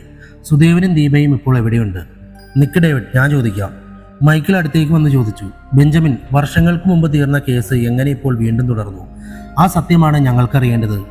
കുറേ നേരം മിണ്ടാതിരുന്ന ബെഞ്ചമിൻ സംസാരിച്ചു. എല്ലാം കഴിഞ്ഞതായിരുന്നു സാറേ. ആ സമയത്താണ് വീണ സുദേവന്റെ വീടിന്റെ അടുത്ത് കല്യാണം കഴിച്ച് താമസിക്കാൻ വരുന്നത്. അവൾ സുദേവനെ അപ്പോൾ തന്നെ തിരിച്ചറിഞ്ഞു. അവർ തമ്മിലുള്ള സംഭാഷണത്തിൽ എവിടെയോ വെച്ച് സുദേവന്റെ വായിൽ നിന്ന് തന്നെ അവൾ സത്യം തിരിച്ചറിഞ്ഞു. അവളുടെ കൂട്ടുകാരി മേഘയെ തള്ളിയിട്ട് കൊലപ്പെടുത്തിയത് എന്റെ മകൻ റോഷനും ദീപയും കൂടെയാണെന്ന്. ഇതറിഞ്ഞ അവളുടെ ഉള്ളിൽ പ്രതികാരം ചെയ്യണമെന്നായി. പോലീസിൽ അവൾക്ക് സൗഹൃദമുണ്ടെന്നും ഇത് വീണ്ടും പുറത്തു കൊണ്ടുവരുമെന്നും സത്യം പുറത്തു വരണമെന്നൊക്കെ പറഞ്ഞ് സുദേവനെ ഭീഷണിപ്പെടുത്തി. മൊഴി മാറ്റി പറഞ്ഞ് ഞങ്ങളുടെ കൂടെ നിന്നതിന് സുദേവനെയും പ്രതി ചേർക്കുമെന്നും അവൾ പറഞ്ഞു. ഇതിനുവേണ്ടി അവൾ തെരഞ്ഞെടുത്ത വഴി മീഡിയ വഴി ഇത് പുറത്തു കൊണ്ടുവരണമെന്നായിരുന്നു. അതിനവൾ കണ്ടെത്തിയ മാർഗം ഡേവിഡ് സാറിന്റെ ഭാര്യ നാൻസിയായിരുന്നു. നാൻസി അവൾ വിളിക്കാൻ തീരുമാനിച്ച വേളയിലാണ് സുദേവനും സെൽവനും കൂടെ വീണയെ കൊലപ്പെടുത്തുന്നത്. അന്വേഷണം വഴി തെറ്റിക്കാനായിട്ട് അതിന്റെ തലേ ദിവസം രാത്രി ചടുലപ്പാറയിൽ വെച്ച് പിടിച്ചുപറിയും മോഷണവുമായി നടന്ന സ്ത്രീയെ സെൽവൻ കൂട്ടിക്കൊണ്ടുവന്നിരുന്നു. അവളെയാണ് അവിടെ വെച്ച് കത്തിച്ചത്. അവളെ കൊല്ലാനുള്ള ദേഷ്യം സെൽവന് അവളോടുണ്ടായിരുന്നു. സെൽവനെ പ്രേമിച്ചു പറ്റിച്ച് സെൽവന്റെ കുറെ പൈസ മോഷ്ടിച്ച സ്ത്രീയായിരുന്നു അവൾ. ഇതൊക്കെ തീർന്നെന്ന് കണ്ടപ്പോഴാണ് സുദേവൻ ദിവ്യയുടെ വീട്ടിൽ പോകുന്നത്. അവിടെ വെച്ചവൾ സത്യം അറിഞ്ഞു. ഇത് മനസ്സിലാക്കിയ സുദേവൻ സെൽവനെ വിളിച്ച് കാര്യം പറഞ്ഞു. അങ്ങനെ സെൽവൻ വന്ന് സെൽവനും സുദേവനും കൂടെയാണ് അവരെ കഴുത്തറുത്തു കൊന്നത്. എല്ലാം കഴിഞ്ഞിരിക്കുമ്പോഴാണ് സാറന്മാർക്ക് സുദേവനെ സംശയമുണ്ടാവുന്നത്.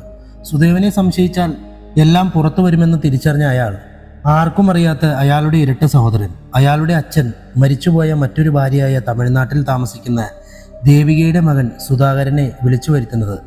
കാഴ്ചയിൽ സുദേവനോട് രൂപസാദൃശ്യമുള്ള അയാളെ കൊലപ്പെടുത്തിയതിനു ശേഷം മരിച്ചത് അയാളാണെന്ന് വരുത്തി തീർത്ത് കേസ് അട്ടിമറിക്കാൻ, കേസിന്റെ ഗതി മാറ്റാൻ അയാൾ ശ്രമിച്ചു. ഇതിനെല്ലാം കൂടെ നിന്നത് ദീപയും ഞങ്ങളൊക്കെയായിരുന്നു. വീണയും ദിവ്യയും സുദേവൻ കൊല്ലപ്പെട്ടു എന്ന് വരുത്തി തീർത്ത് എല്ലാവരും സിംഗപ്പൂരിലേക്ക് കടക്കാനായിരുന്നു പ്ലാൻ. ദീപ എല്ലാം പ്ലാൻ ചെയ്തിരുന്ന ആ സമയത്താണ് രശ്മി എന്ന് പറയുന്ന കുട്ടിയുടെ വെളിപ്പെടുത്തൽ. അത് ഞങ്ങളുടെ പ്ലാൻ തെറ്റിച്ചു. കാട്ടിൽ വെച്ച് സാർ ഞങ്ങളെ അറസ്റ്റ് ചെയ്യുമ്പോൾ അവിടെയുള്ള മരത്തിന് മുകളിലെ ഏറുമാടത്തിൽ സുദേവൻ ഉണ്ടായിരുന്നു. സുദേവൻ കൊച്ചിയിലെത്തി ദീപയെ കണ്ടപ്പോൾ അവിടെ മറ്റൊരു പ്രശ്നം ഉടലെടുത്തു.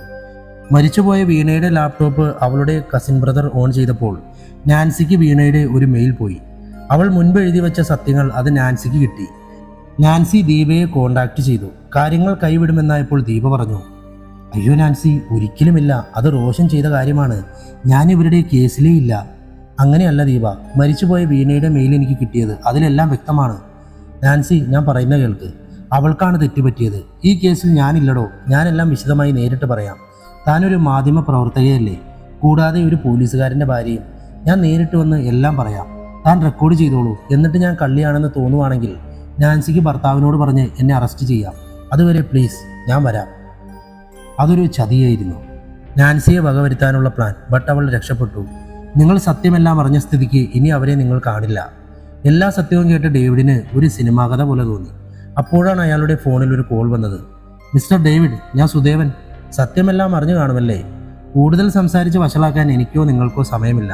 അതുകൊണ്ട് പറയാം, എനിക്കും ദീപയ്ക്കും രക്ഷപ്പെടണം. ഈ രാജ്യം വിടണം. താങ്കൾക്ക് പ്രതികളെ കിട്ടിയില്ലേ? ഇനി ഞങ്ങളുടെ പുറകെ വരരുത്. സുദേവ, നാൻസി എവിടെ? യെസ്, സാറിന് സാറിൻ്റെ ഭാര്യയെ വേണ്ടേ എന്നും കൂടെ? അതല്ലേ സാറിന് വലുത്. പേടിക്കണ്ട, ഇപ്പോൾ അവൾക്ക് ഒന്നും സംഭവിച്ചിട്ടില്ല. ഇനി ഒരു സ്റ്റെപ്പ് മുന്നിലേക്ക് വച്ചാൽ അവളെ നിങ്ങൾ കാണില്ല. ഉടൻ കോള് കട്ടായി. ഡേവിഡ് ആ നമ്പർ ട്രേസ് ചെയ്യാൻ അയച്ചു കൊടുത്തു. ആ നമ്പറിൻ്റെ ടവർ ലൊക്കേഷൻ അറിയാൻ അയാൾ ആവശ്യപ്പെട്ടു. സാർ, ലൊക്കേഷൻ ട്രേസ് ചെയ്യാൻ കഴിയുന്നില്ല. ഫോൺ സ്വിച്ച് ഓഫ് ആണ്. സാർ, യെസ്, കിട്ടി. നമ്പർ ഇപ്പോൾ കളമശ്ശേരിയിലാണ്. ഇവിടെ എറണാകുളത്ത് തന്നെ ഉണ്ട് സാർ. ഉടൻ ഫോഴ്സിനെ അങ്ങോട്ടേക്ക് അയക്കുക. സാർ, നമ്പർ ഇപ്പോൾ റണ്ണിംഗ് ആണ്. കുറച്ച് സമയത്തിന് ശേഷം മറ്റൊരു നമ്പറിൽ നിന്നും ഡേവിഡിന് കോൾ വന്നു. സാറേ, ഒരു സ്റ്റെപ്പ് മുന്നിലേക്ക് വയ്ക്കരുതെന്ന് പറഞ്ഞില്ലേ? നേരത്തെ വിളിച്ച നമ്പർ അന്വേഷിച്ച് പോകണ്ട. അത് തമിഴ്നാട് പോകുന്ന ലോറിയിൽ കാണും. ഇതും അന്വേഷിക്കണ്ട. പക്ഷേ സാർ, ഇത് കേൾക്കണം. അപ്പുറത്ത് നാൻസിയുടെ കരച്ചിൽ കേട്ടതോടെ ഡേവിഡ് തളർന്നു. മൈക്കിൾ, അവൾ. നിക്ക്, ഞാൻ സംസാരിക്കാം. സുദേവൻ മൈക്കിളാണ്. ആ മൈക്കിൾ സാറേ, സാറിന് ബുദ്ധിയും വിവരമൊക്കെ കൂടുതലല്ലേ? സാറ് പറഞ്ഞു കൊടുക്ക്. ഓക്കെ, എന്താണ് ഡിമാൻഡ്? ഇന്ന് രാത്രി 10 മണിക്കുള്ള സിംഗപ്പൂർ ഫ്ലൈറ്റിന് ഞങ്ങൾക്ക് പോകണം. ഞങ്ങളുടെ പുറകെ വരരുത്. ഓക്കെ, സമ്മതിച്ചു. നാൻസിയെ വിട്ടുതരണം. ശരി, രാത്രി 10 മണിക്ക് ഫ്ലൈറ്റ് പുറപ്പെടുന്നതിന് തൊട്ട് മുമ്പ് നാൻസിയെ നിങ്ങൾക്ക് കിട്ടും. Okay Michael sir? Hello Sudevan. Hello Michael, താൻ എന്തിനു സമ്മതിച്ചു? അവർ രക്ഷപ്പെടാൻ പാടില്ല. ഇത്രയും ദിവസം, ഇത്രയും നാൾ നമ്മെ പറ്റിച്ച് ഇത്രയും ദ്രോഹം നമ്മളോട് ചെയ്ത ആ ക്രിമിനൽസ് രക്ഷപ്പെടാൻ പാടില്ല. ഡേവിഡ്, പക്ഷെ നാൻസി. ആ സമയം SP അവരുടെ അടുത്തേക്ക് വന്നു. ഡേവിഡ്, നാൻസിയെ രക്ഷിക്കാം. അതേ നമുക്ക് മുന്നിലൊരു വഴിയുള്ളൂ. ഈ കേസ് കോടതിയിൽ തീർപ്പായതാണ്.